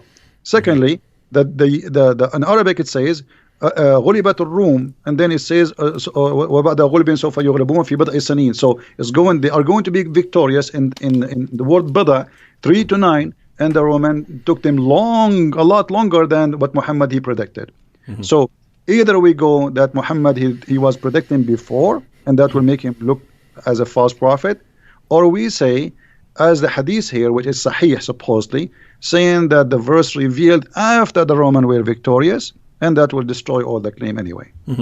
And it's kind of, Even if we granted everything that Muslims claim about this, if we ignore the hadith you mentioned and so on, and we ignore the time frame, that the time frame was not met, even if we ignore all of that and we say, okay, Muhammad predicted this side would win a victory in the future, and they did. It's kind of a really weak prophecy when, you know, you've got battles and they're going back and forth. The wars are going back and forth and so on. That would be like me saying, ladies and gentlemen, the Republicans won the presidency, but at some point, the Democrats will win the presidency again. And then eventually when the Democrats win, I say, you see there, I'm a prophet, ladies and gentlemen. No one would accept that. And yet this is the one they go to, along with all the other problems. Yeah, this is a war happening for 300 years, and they win and they lose and they win. They lose. This is silly. Same time, you know, Muhammad, he claimed that the Roman, they will be the major population of the people of the earth. So, okay, well, Muhammad, he made a prophecy about the Roman, and let us see what it is. When Muhammad, he says, and this is in Sahih Muslim, that the Roman, when the judgment did come, they will be the major population of mankind. And this is hadith number 2898a. So, تقوم الساعة والروم أكثر الناس. The judgment day will come, and the Roman, they will be the most biggest population of mankind. They are the majority. So, but the Roman are gone. Where is the Roman? Do you know where is the Roman, David? Where is the Roman now? Here we go. This is a false prophecy. If one prophecy made by a prophet who claimed to be prophet, that's it. He's a false prophet. You know. Yeah, and there are other prophecies that Muhammad made where I just can't figure out how they can possibly come true now. So, for instance, Sahih al-Bukhari 71:16 narrated Abu Huraira, Allah's messenger said, "The hour will not be established till the buttocks of the women of the tribe of Daus move while going around Dhul Khalasa." But that place was destroyed by Muslims a long time ago, so it's never going to happen. The people of the women of that tribe are not going to be marching around this place anymore. And you have passages like that where it doesn't look like they could ever come true unless this tribe makes a comeback and then, you know, goes back to its practices and starts walking and rebuilds this place that Muhammad's followers destroyed. Then you got others which, I mean, if Muslims really take their prophet's words seriously, they should be going and trying to confirm them. So let me give an example. Sahih al-Bukhari 71:19 narrated Abu Huraira, Allah's messenger said, "Soon the river Euphrates will disclose the treasure of the mountain of gold. So whoever will be present at that time should not take anything of it." So according to Muhammad, there's a mountain of gold below the Euphrates, a giant mountain. So if Muslims think this guy's a real prophet, they should really they should take some metal detectors out and be at the Euphrates and find this giant mountain of gold. They'd be rich forever. Well, as long as you mentioned the Euphrates, do you know where the Euphrates is coming from, according to Muhammad? Where's that? It's coming from heaven. When Muhammad, he went to the seventh heaven, he found that the roots of the rivers Sihan and Jihan and Euphrates and the Nile, those are 4 rivers are known. All of them, they are coming from the Jannah. And this is Sahih. This is not you know, this is like you can go even to Sahih al-Bukhari. Let us see, 56110. So just type the word Euphrates in Sunnah.com, you know, and you will see the reference. So there is 4 rivers, 2 of them appear and 2 of them underneath. And he asked Jibreel, who are those rivers? Jibreel told him those are the rivers, Euphrates and the Nile, you know. So this is a lie. I mean, this is obviously, it's a lie. So if Muhammad is a prophet, he prophesied lies. What about the Quran? When the Quran prophesy that the man have a sperm coming from the backbone, this is prophecy. It's something supposedly we do not know. And this is the Quran. They cannot say it's a weak Quran. So, you know, chapter 86, verse number 6 and 7, it says, من بين الصلب والترائب, from the backbone and the ribs of the women. Not only the ribs, the location of the necklace, the word tara'ib, is the location where the women have, like, if a woman, she put her like if she is wearing a cross and it's kind of short, is going to around tight her neck, and that location where the cross will set is exact what we are talking about. You know what I mean? Like the touch between the ribs and your neck, you know, the hole there. This is exactly where Muhammad, he claimed that women, they have a sperm and it's coming from there, and the man have a sperm and coming from the backbone. What about the chapter of the moon where he said the judgment day is near and the moon is split? The moon did not split, it was the eclipse, and we can show the reference from the hadith. He was afraid each time he see eclipse, he think it's a doomsday, and same time he said the moon is split and judgment day is near. So moon splitting is a sign of judgment day, but that was 1400 years ago. This is a false prophecy. We can go you know, over and over. All the Quran is full of crazy stuff. One lie will make you be called a liar. So how about having hundreds of them all over the book?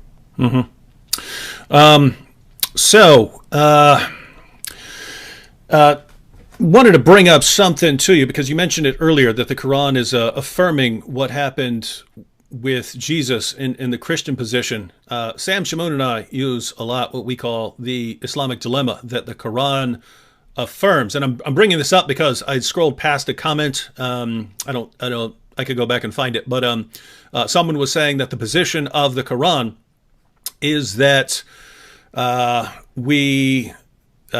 it's the verse from Surah 2 where it says that it's talking about the Jews, and it says, woe to those who write the book with their own hand, and so on.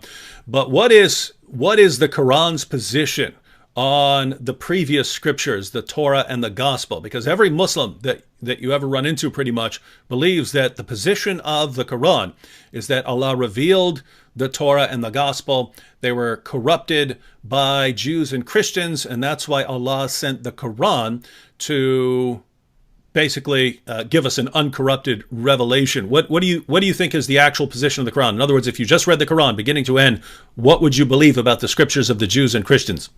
Okay, if we go in the Quran, David, how many times we hear the Quran keep saying the people of the book? A bunch. A lot, right? Okay. So let me ask you, and you know, I there is something I notice about you, that you are very ready. I can say you are sharp. You know, you are smart. Can you call me an Arab? Yep. When I'm not? No. You cannot. So can you call me an Indian if I am not? No. So when you call me the people of the book, it's mean they have a book.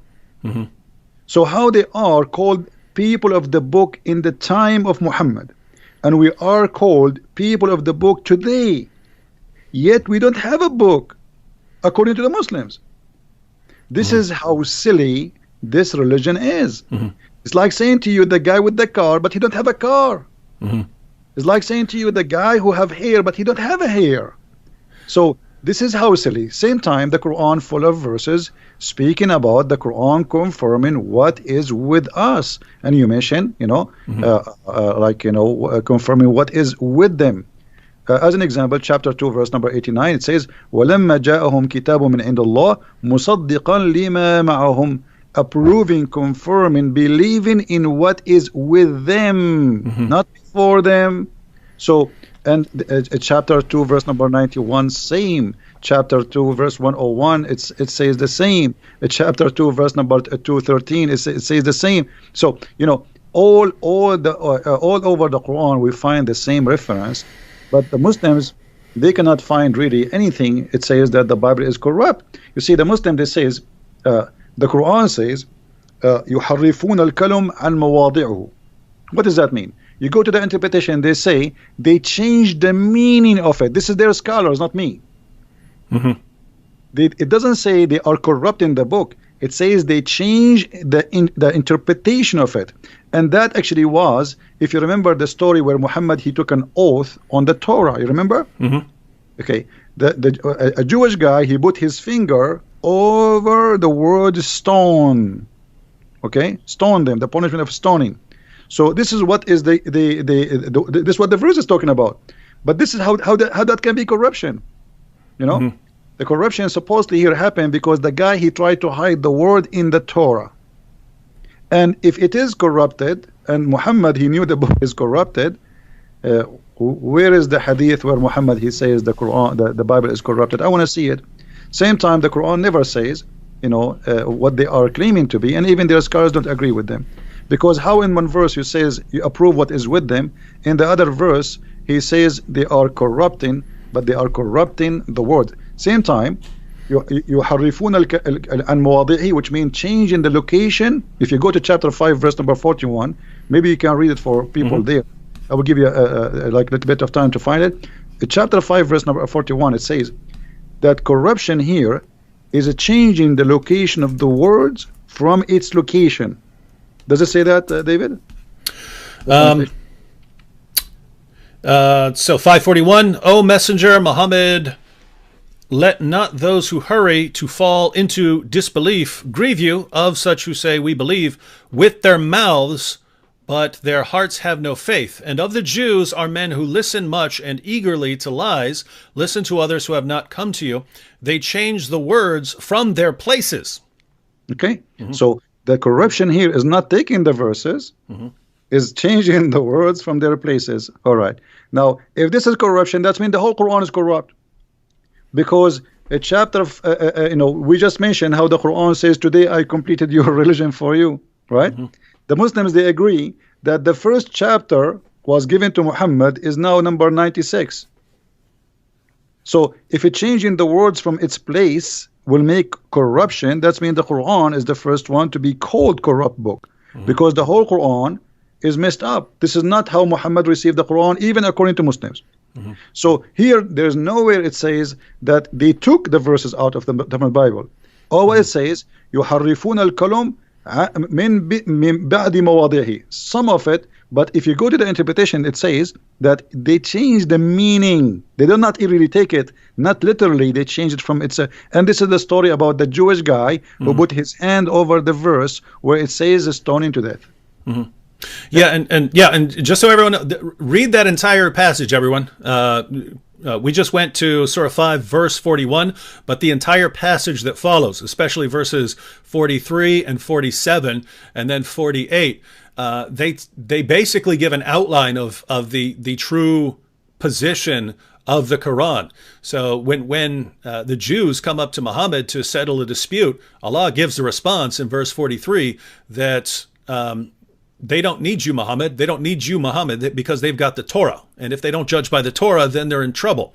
So the position... Now notice that would make no sense if the Torah has been corrupted. Then they would need Muhammad to correct them. But instead, it's, hey, Muhammad, they don't need you. They've got the Torah.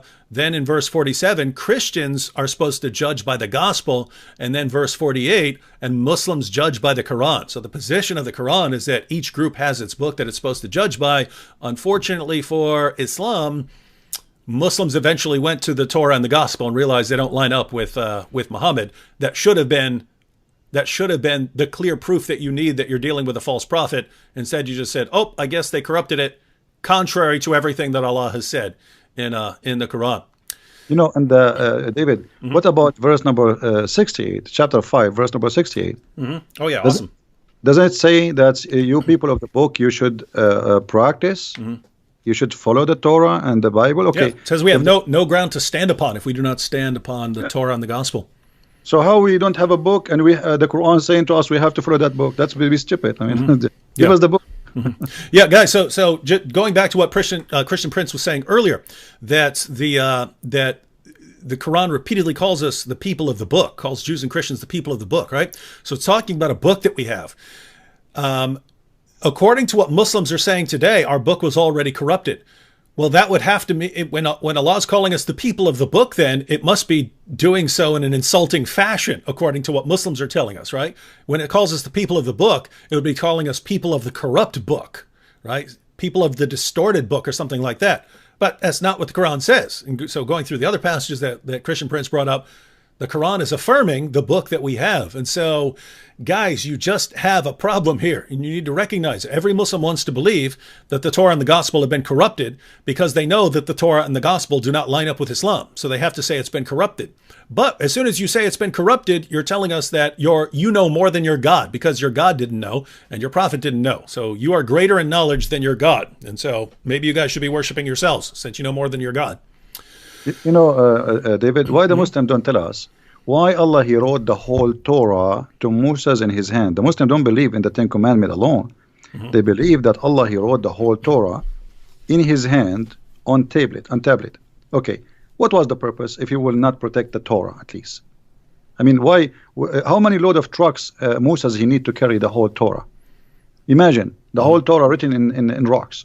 So Allah wrote it by his hand, and then that Allah, you know, that's it. Everything is gone.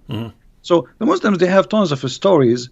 The whole story is that okay, we cannot find Muhammad in your books, so we don't accept your book. As simple as that. If we put Muhammad there, if you add now, if you print a new Bible, fabricate a new Bible and make Muhammad there, they will, Muslims, all of them, they will accept it. Like as an example, there is a very famous book.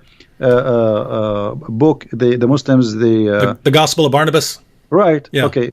But this book is stupid. I mean, you know? Yeah. It's a 13th to 15th century forgery that was written in Italian. I mean, it's written. Not only that, this book is saying that Muhammad himself is Jesus himself. Muhammad himself is the Messiah. So the Muslims, they speak big mouth about it, but then nobody read it. But just because the name of Muhammad is there, supposedly they like it and they promote it and they made article about it. But none of them will accept it because they are hypocrite. If you accept the book, okay, I challenge you to publish it and accept it as this is the true Bible for the Muslims. But they will not do that, because they knew it's a fabrication. And this is the sign of the hypocrisy when somebody says to you, I like to eat shish kebab, but I will never order it. You know, he will never order it, but he like to eat it. So how come you like this book, but you will never order it to be your book in the library to teach your children? Because he's a hypocrite. Yeah. All right, so we've got about, we want to cut off by 10 o'clock, so we got about 20 minutes left. Here's a good question from the apostate prophet. You know the apostate prophet, Christian Prince? Yes. Yes. The apostate prophet says, could it be, so he's going back to the crucifixion of Jesus. Actually, he probably posted it back when I'm way behind on comments. I'm only like halfway scrolled through the comments. But he said, so this is probably when we were talking about the crucifixion earlier. He said, could it be that Islam's assertion that Jesus didn't die is a poor appeasement of local Christian heretics that believed in something similar, e.g., only his body died? Greetings and respect to you both. So just so everyone knows, there were certain heretical Christian groups who had different beliefs about Jesus, that he didn't really have a body, things like that. So do you think this could be Muhammad being influenced by or trying to appease some local heretical Christians in Surah 4, verse 157? Yeah, there is some books is rejected where he's speaking that the Messiah, for he is a son of God, there's no way the Father will let him be tortured. So it most likely this one was on the cross. God, he made the body of a person who looked like Jesus, but this is not Jesus. And obviously Muhammad, he carry on with that fallacy. So it's possible, but we cannot really confirm 100%. But there is people who they believe that Jesus, because he's son of God, well, there's no way that God, his father, they will let him be tortured. And actually, once a Muslim, an Egyptian Muslim, he said to me, well, you know what? If Jesus is the son of God, then his father will save him. I said, okay, well, if this is your logic, that's good, because that means Jesus, son of God in Islam. He said, how?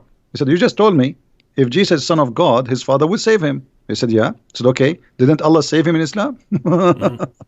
So, yeah, Muhammad, obviously, he have nothing of his own pocket, nothing about Christianity, nothing about Judaism. He is a person who copy, but he have a bad ears, to the point even he cannot pronounce names correctly. So Amran became Umran. You know, all the names he got them wrong. So Muhammad, he cannot be a person who is making things as much he is copying, especially when it's come to Christianity and Judaism. And even the stories of, like, as an example, you know, the chapter in 18 is speaking about the 7 sleepers. But this is a story written hundreds of years before Muhammad, and it's a fictional story. Yep. So how Muhammad put it in the Quran? Because simply he's trying to bring stories which is interesting to his book and make himself a prophet who knows. And if you read the chapter, you will die laughing. You know, the verses says, some they say they are 4 and their dog is number 5. Some they say they are 5 and their dog is number 6. Some they say they are, etc. I mean, this is silly. This is not God talking. Just tell us the number and that's it. Still, until now, we do not know what the number. So Muhammad is a person, he was under pressure. People, they ask him, they challenge him, especially the Jews. Because this is why he hate them. You know, when the Jews they came to him and they said to him, tell us about Zulqarnain. It was a trap. They are not coming to ask him, they are making fun of him. And Muhammad, he get the bait. He was a fool. So he started telling them what is the first meal for going to heaven. In the heaven, it is the liver of the whale, and how the baby will be, how the child will resemble the parents. If the father have orgasm first, the baby will be a male. If the women have orgasm, the baby will be a female, which is stupid too. And then he to talk about Alexander the Great. So Muhammad, he hated the Jews for always getting him busted without him knowing. But it was too late. That's it. He made verses, he gave it, and people are laughing. And Muhammad, he wanted to seek revenge because they got him busted. Yeah, and guys, that's basically the history of Islam. The people who could actually understand and who knew why the things that Muhammad could be. Keep in mind, you could go up to someone who doesn't know anything and say anything you want, and that person won't be able to respond. But if you go to people who actually know something, then if you say something stupid, they're going to call you stupid. And so Muhammad kept doing this, and people kept pointing out how he's wrong and he doesn't know what he's talking about, and they suddenly become his enemies. But eventually, once Muhammad has a big enough army, then no one's allowed to say anything. No one's allowed to say anything critical of Muhammad's teachings. And so that's what you have in the Muslim world, is it eventually became the position that you're not allowed to criticize or question the things that Muhammad said, no matter how silly and ridiculous they are. But now, guys, we're in a different time period right now. Yeah, there are places in the world where you get in trouble, but here in the West and on the internet, we're allowed to point these things out, and yet the Muslims are still defending some of the silliest things that have ever been said by anyone, and they're defending them as obviously true when they're obviously false. Here's a good question, Christian Prince. So the Muslims said Judas is in the cross, so the Muslims are the true Antichrist. Now, just to be clear, everyone, it's not the Quran that says that Judas was the one who was crucified in the place of Jesus, but that is a very common Muslim belief today. And if you just think about that, right? In Christianity, the innocent Jesus is crucified on behalf of sinful men. And the Muslims of today, a very common belief among Muslims, is that it was actually Judas who was crucified in place of Jesus. So now you've got the guilty sinner Judas being crucified on behalf of the innocent Jesus. It's a complete reversal of the gospel. They completely flip it on its head. Christian Prince, can we say that Islam is an antichrist religion? Well, based in the Bible, absolutely, because the Bible says who is the Antichrist? The one who denied the Father and the Son, right? So, based in the Bible, absolutely Islam, but not a person, Islam as a religion, as a cult, it is an Antichrist cult. And Muhammad, in the Hadith, he says, Ana al-Mahi. They ask him, what do you mean? Al-Mahi in Arabic, it's the one who erase. He says, I will erase Judaism and Christianity. So he made his target clear. I'm going to erase it. All right. So by that statement, he will erase what? He will erase the belief that the Messiah, what we believe in him, and he was crucified, and that what he will erase, and that will make him himself an Antichrist too, but not the Antichrist. I don't believe he is the Antichrist. He is Antichrist, yes, but not the Antichrist. At the same time, remember, Muhammad never met Christians. I don't believe Muhammad ever met Christians. He met Nasara. Who is Nasara? You say, I'm a Christian. What not Nasara? Ask any Arab Christian. Tell me how you say you are a Christian in Arabic. He will say Masihi. Masihi, coming from the word Messiah. Not a single Arab Christian he even will accept to call him Nasara, because that will sound like an insult. So for us, that is clear evidence that Muhammad, he met a group who they are Nasara, and I believe Nasara here is coming from the word, from the Hebrew, where the Nazarite, which is not the Nazarite from the city, the Nazarene, which is the in Hebrew like the one who is poor in the understanding, not poor in the money. So the Christian, they call such a group Nasara for they are poor in the understanding of the Bible, and they were rejected. And this is why they are exist in the Arabian Peninsula. They run away because they rejected from the Christian community. They went to a land where Roman are not exist and they have no authority. So let's make it clear. At that time, obviously, those Nasara, they were not welcome in the land or the territory of the Roman. This is why the same for the Jews. Why the Jews are there? Because the Jews are not welcome between the Romans, especially after what happened in 614, where the Jews took the side with the Persian, and even before that. So the Jews, they run away for their life. They went to the Arabian Peninsula, and the same as the Nasara, because in that territory the Roman have no authority. It's just a desert. There's nobody live there. And this is what Muhammad met. He met Jews and he met Nasara. He did not meet the Christians.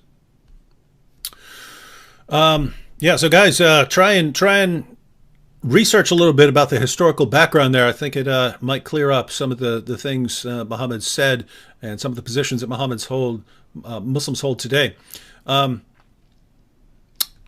This is kind of a two-part question here, but it's a good topic. So the question is, did Muhammad have a problem with anyone leaving him? And the second part is it because his parents left him when they died? So, Christian Prince, did Muhammad have a problem with people leaving him, leaving his religion? Well, yeah, Muhammad, he says that the one who changed his religion, kill him, and Muhammad, I don't think Muhammad, we do not know really the real fathers or parents of Muhammad. All the stories about Muhammad, like as an example, what is the name of the father of Muhammad? Abdullah, right? Okay, how his name is Abdullah, but he don't believe in Allah? I mean, this is stupid, right? So how they call him Abdullah, but their family, his family, they don't believe in Abdullah. If you go and read all the names of the family of Muhammad, you will see Abdul Muttalib, Abdul Uzza, Abdul Manat. So all of them, they are worshipping idols. So why the father of Muhammad was called Abdullah? And yet they say to us, you don't believe in Allah. So that is silly. And Muhammad, if you have my books, you will see that Muhammad was born 4 years after his father's death. Okay, how he can be his son? This is why the Shafi'i, the Hanbali, the Maliki, they have different opinion about how a woman, she can deliver a child after the death of her husband. They go from between 2 years up to 7 to 10. Imagine a Muslim woman, depend in the Islamic sect. There's 4 Islamic major sect. A woman, she can be delivering a baby after her husband's death up to 10 years. That's madness. And then if we go and read, we will find that the father of Muhammad, he was paid for sex. The sister of Waraq ibn Nawfal, she offered the father of Muhammad 100 camel to sleep with her, which I find the number is exaggeration. It's like saying I will give you 100 car these days. 100 camel for the Arab at that time, this is like you will make you really rich. So he told her, I will go to the mother of Muhammad and I will come back to you, which means he agreed. When he came back, she said, I have no need for you no more because you slept with that woman. So here you notice, you understand from the Muslims books, that Muhammad's father was a gigolo in the term of getting money for sex. And then the father of Muhammad and his grandfather, supposedly they marry the same women, and then they have sons and they have different ages, and Muhammad's father, he died supposedly 4 months or 3 months after the marriage, the wedding. So how Muhammad can be born 4 years after? Mostly, I believe, this is my belief from my study, that Waraq ibn Nawfal is the real father of Muhammad, not Abdullah. This is why I always find Muhammad is with Waraq ibn Nawfal. When Waraq ibn Nawfal, if you remember the hadith, it says when Waraq ibn Nawfal, he died, what Muhammad tried to do? He tried to jump from okay, you're talking about the suicide attempt. Yeah. But this is when after Waraqah he died. Okay, why when Waraqah died, Muhammad, he became so desperate? What happened? Because he have a special relationship with him. When Muhammad was lost as a child, where they found him? With Waraqah. When Muhammad lost in the desert, where they found him? With Waraqah. Waraqah is everywhere in the life of Muhammad. So when Waraqah he died, according to the hadith in Sahih al-Bukhari, and this is Sahih, they cannot say it's a lie, it says that the inspiration of Allah paused. Allah will not send Quran no more. And Muhammad became so sad, and he decided to jump from the top of the mountain, and he tried to do that many times. And each time he go to the top of the mountain, Jibreel, he appeared to him and he says, don't do it, for sure you are a prophet of Allah. So this is what is written in Sahih Bukhari, hadith number 6982. But why Waraqa is all over, and why Waraqa, even Waraqa is the one who told him what is the name of the angel who met him, right? When he squeezed him. Okay, how Waraqa he knew? I mean, he did not even see him. And why Khadija, she took him to Waraqa? So Waraqa is all over the life of Muhammad. There is two people, they made Muhammad a prophet. Khadija money and Waraqa. All right. This one's about Lot, and we'll probably take one or two more real quick after this. But this one is about Lot. And she says, can you explain how Lot became a prophet in Islam? And why did Muhammad think that Lot was a prophet? And guys, if you don't know why this is important, in the Bible you have the story of Lot. Lot and Abraham separate. And Lot, after the fall of Sodom and Gomorrah, his daughters apparently think that they're the last people on earth, and so they want to start the human population up again. And so they know that their dad won't sleep with them, so they get him drunk, they sleep with him, and then come out of that relationship some of the enemies of the Jews, the Ammonites and the Moabites. But Muslims look at that and they say, look, you see what the Bible does? Look how it treats the prophets. It accuses a prophet of incest, where the Bible's just recording what happened, whether it's good or bad. But Christian Prince, any thoughts on that, or why Muslims think that Lot is a prophet, or how Muhammad came to that conclusion? Muhammad, as we said, he is just a person who he learned from people around him. And mostly he is getting wrong information. And mostly, I think the Jews, they were feeding him wrong information on purpose. I don't believe it was happening like this, because it's too much to believe that Muhammad was really.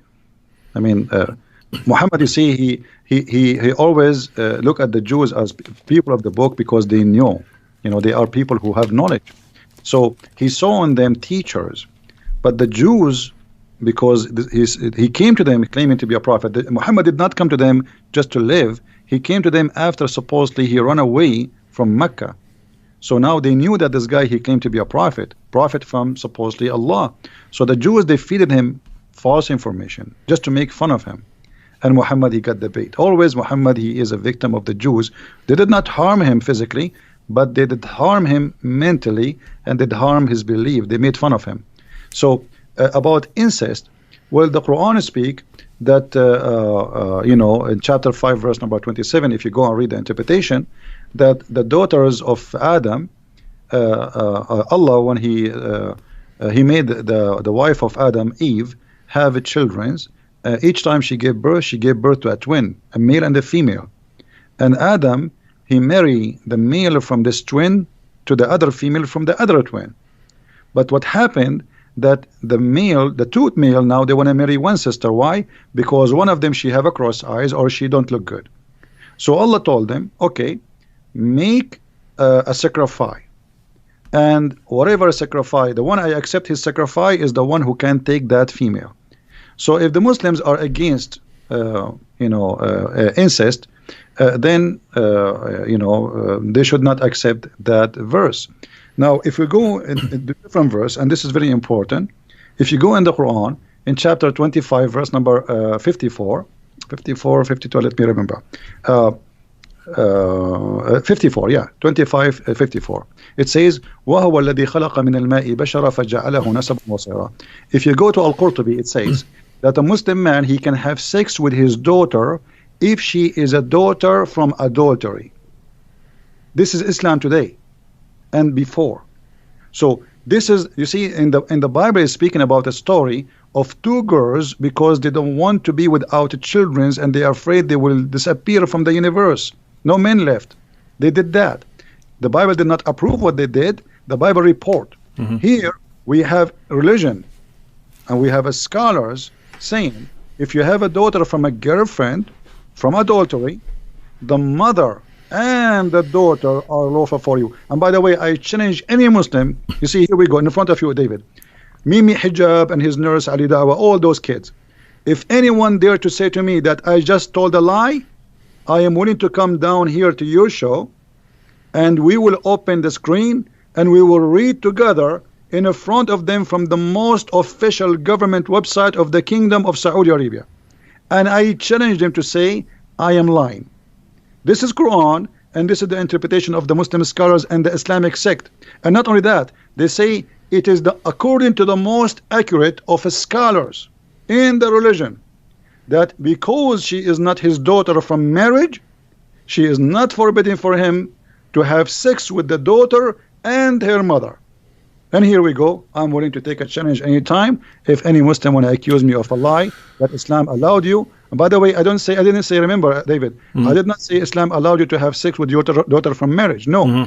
Quran says you cannot have sex with your daughter from marriage. But if she is not from marriage, you can have sex with her. All right, so you Muslims, you heard that challenge. If you want to challenge Christian Prince here, I'd be happy to moderate that discussion, and we can put the sources up on the screen here. All right, we want to close out after this one. We don't want to close out just talking about Islam because, I mean, man, when we hear about the things that Muhammad said and the things in the Quran, just want to go take a bath. So we want to conclude on a more positive note here. Christian Prince. So Tippy Bear here says, ask Christian Prince to show that Paul is a prophet in Islam. Now, for those of you who are new to all of this, Muslims like to blame the Apostle Paul for corrupting Christianity. And there's a reason for that, right? They didn't just say, oh, Paul is an especially evil dude one day or something like that. It's basically they're forced into it, right? Because they know that their book affirms that Jesus spoke the truth and that Jesus' original followers were devout Muslims. And yet they know that Christianity doesn't teach what Islam taught. Christianity teaches that Jesus is the divine Son who died on the cross for sins and rose from the dead. So they have to blame someone for corrupting Christianity. And a Muslim who doesn't know anything at all will point to like the Council of Nicaea and stuff and say, oh, that's where Christianity was corrupted. But they got a problem because we can trace all of the core Christian doctrines back to the 1st century. And so we know that these doctrines were there in the 1st century. If the doctrines were there in the 1st century, then as a Muslim, if you want to say that Christianity was corrupted, you have to say that Christianity was corrupted in the 1st century. So you have to blame someone. But you can't blame Jesus. He's a devout Muslim prophet. You can't blame his followers. They're devout Muslims. So you need someone who wasn't Jesus and wasn't one of his original followers, who was also powerful enough to somehow corrupt all of Christianity. And the only person they've been able to come up with is the Apostle Paul. And so Muslims today love to blame the Apostle Paul. And if you listen to what Muslims say, they make him sound more powerful than Allah with the way this guy comes in there and corrupts it. Because Allah in the Quran is saying things like he's going to protect Jesus' followers until the day of resurrection. So those are the kinds of things that are being said in the Quran. And yet Muslims want to say that Paul came in there and just corrupted it. And too bad for Allah, too bad for all the work that Jesus had done. He flipped it on its head. But if I understand correctly, Christian Prince, that was not the position of Muslims centuries ago. Is that correct? Well, you know, this is the challenge for the Muslims. It looked like the Muslims, Zakir Naik, Brother Titter, I told you that the one who collapsed the Bible, it is named Paul. And Paul, he is the one who fabricated the Bible. Now, okay, Zakir Naik, can you show us reference where Paul, he corrupted the Bible? They did that. Can you show us the reference where it says that Paul is the one who corrupted the Bible? So Muslims, they are copy-paste people. They don't have any knowledge. I am saying to you Muslims, look like you are a lot smarter than your prophet, because your prophet, he have no idea about Paul. He never said such a thing.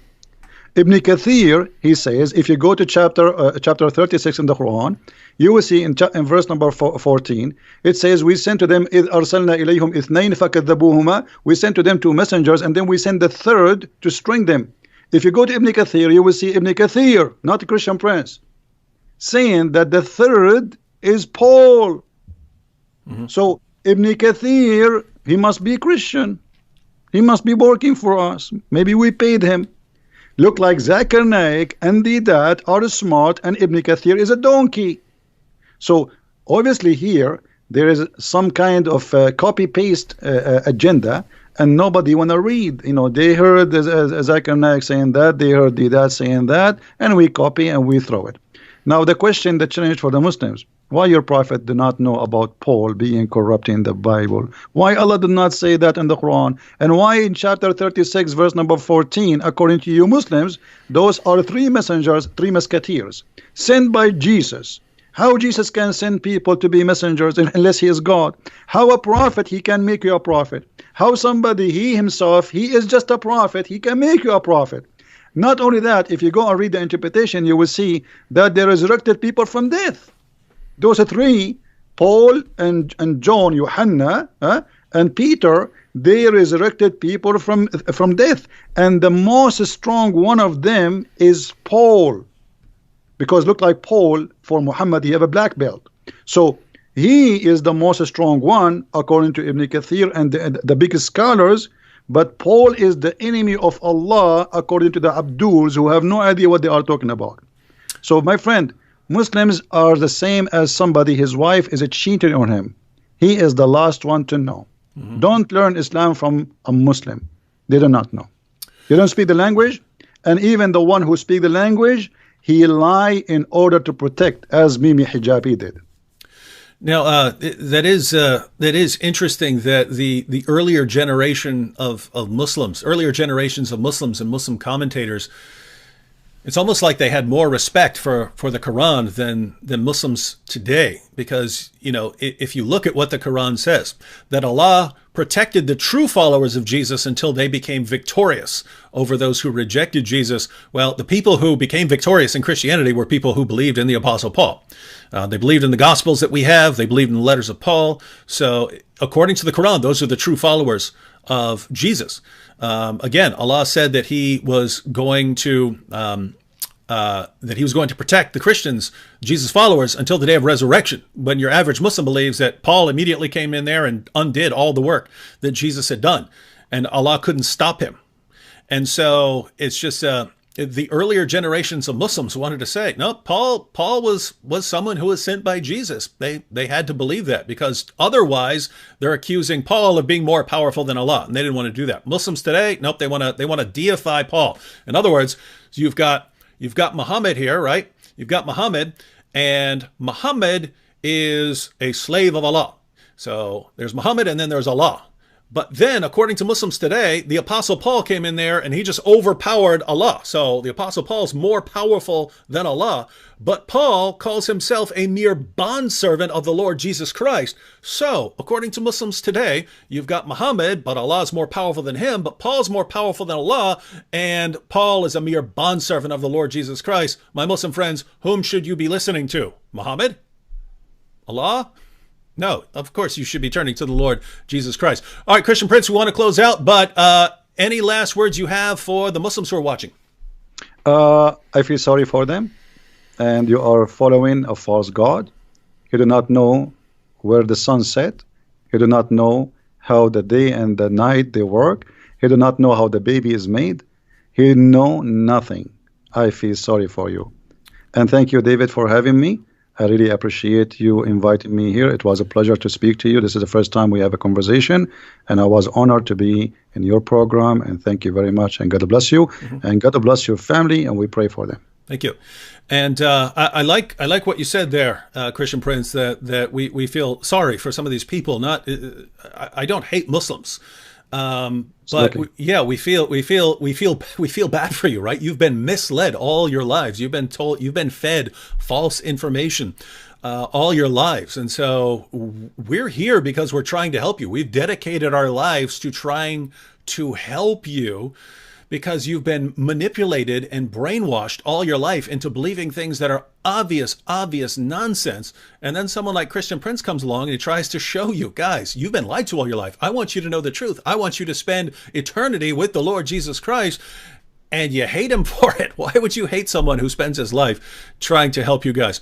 All right, so thanks to Christian Prince for joining us, and people are already asking in the chat when we will do something like this again. But now we're in contact, so maybe we'll pick some specific topic for next time when we could get together and discuss the topic. Or if a Muslim wants to have a discussion with Christian Prince, again, I'd be happy to moderate. But everyone, again, be sure to hit that like button. and you have the links to Christian Prince's his channel, his Facebook page, and his Patreon. So again, before you leave, go ahead and click that Patreon link and support him for $5, $10 a month or something like that. Some of you have awesome jobs and stuff like this, and you could support him with $100 a month or something like that. But again, as someone who knows how much work goes into really putting out lots of content on Islam and buying the resources and having good equipment, there's a lot of costs associating just with doing stuff on YouTube and Facebook and stuff like that. So if you want to see Christian Prince continue doing his work and doing more in the future, be sure to support him. Other than that, I'll see you all again next time. Be sure to subscribe to our channels if you're not subscribed, and God bless everyone.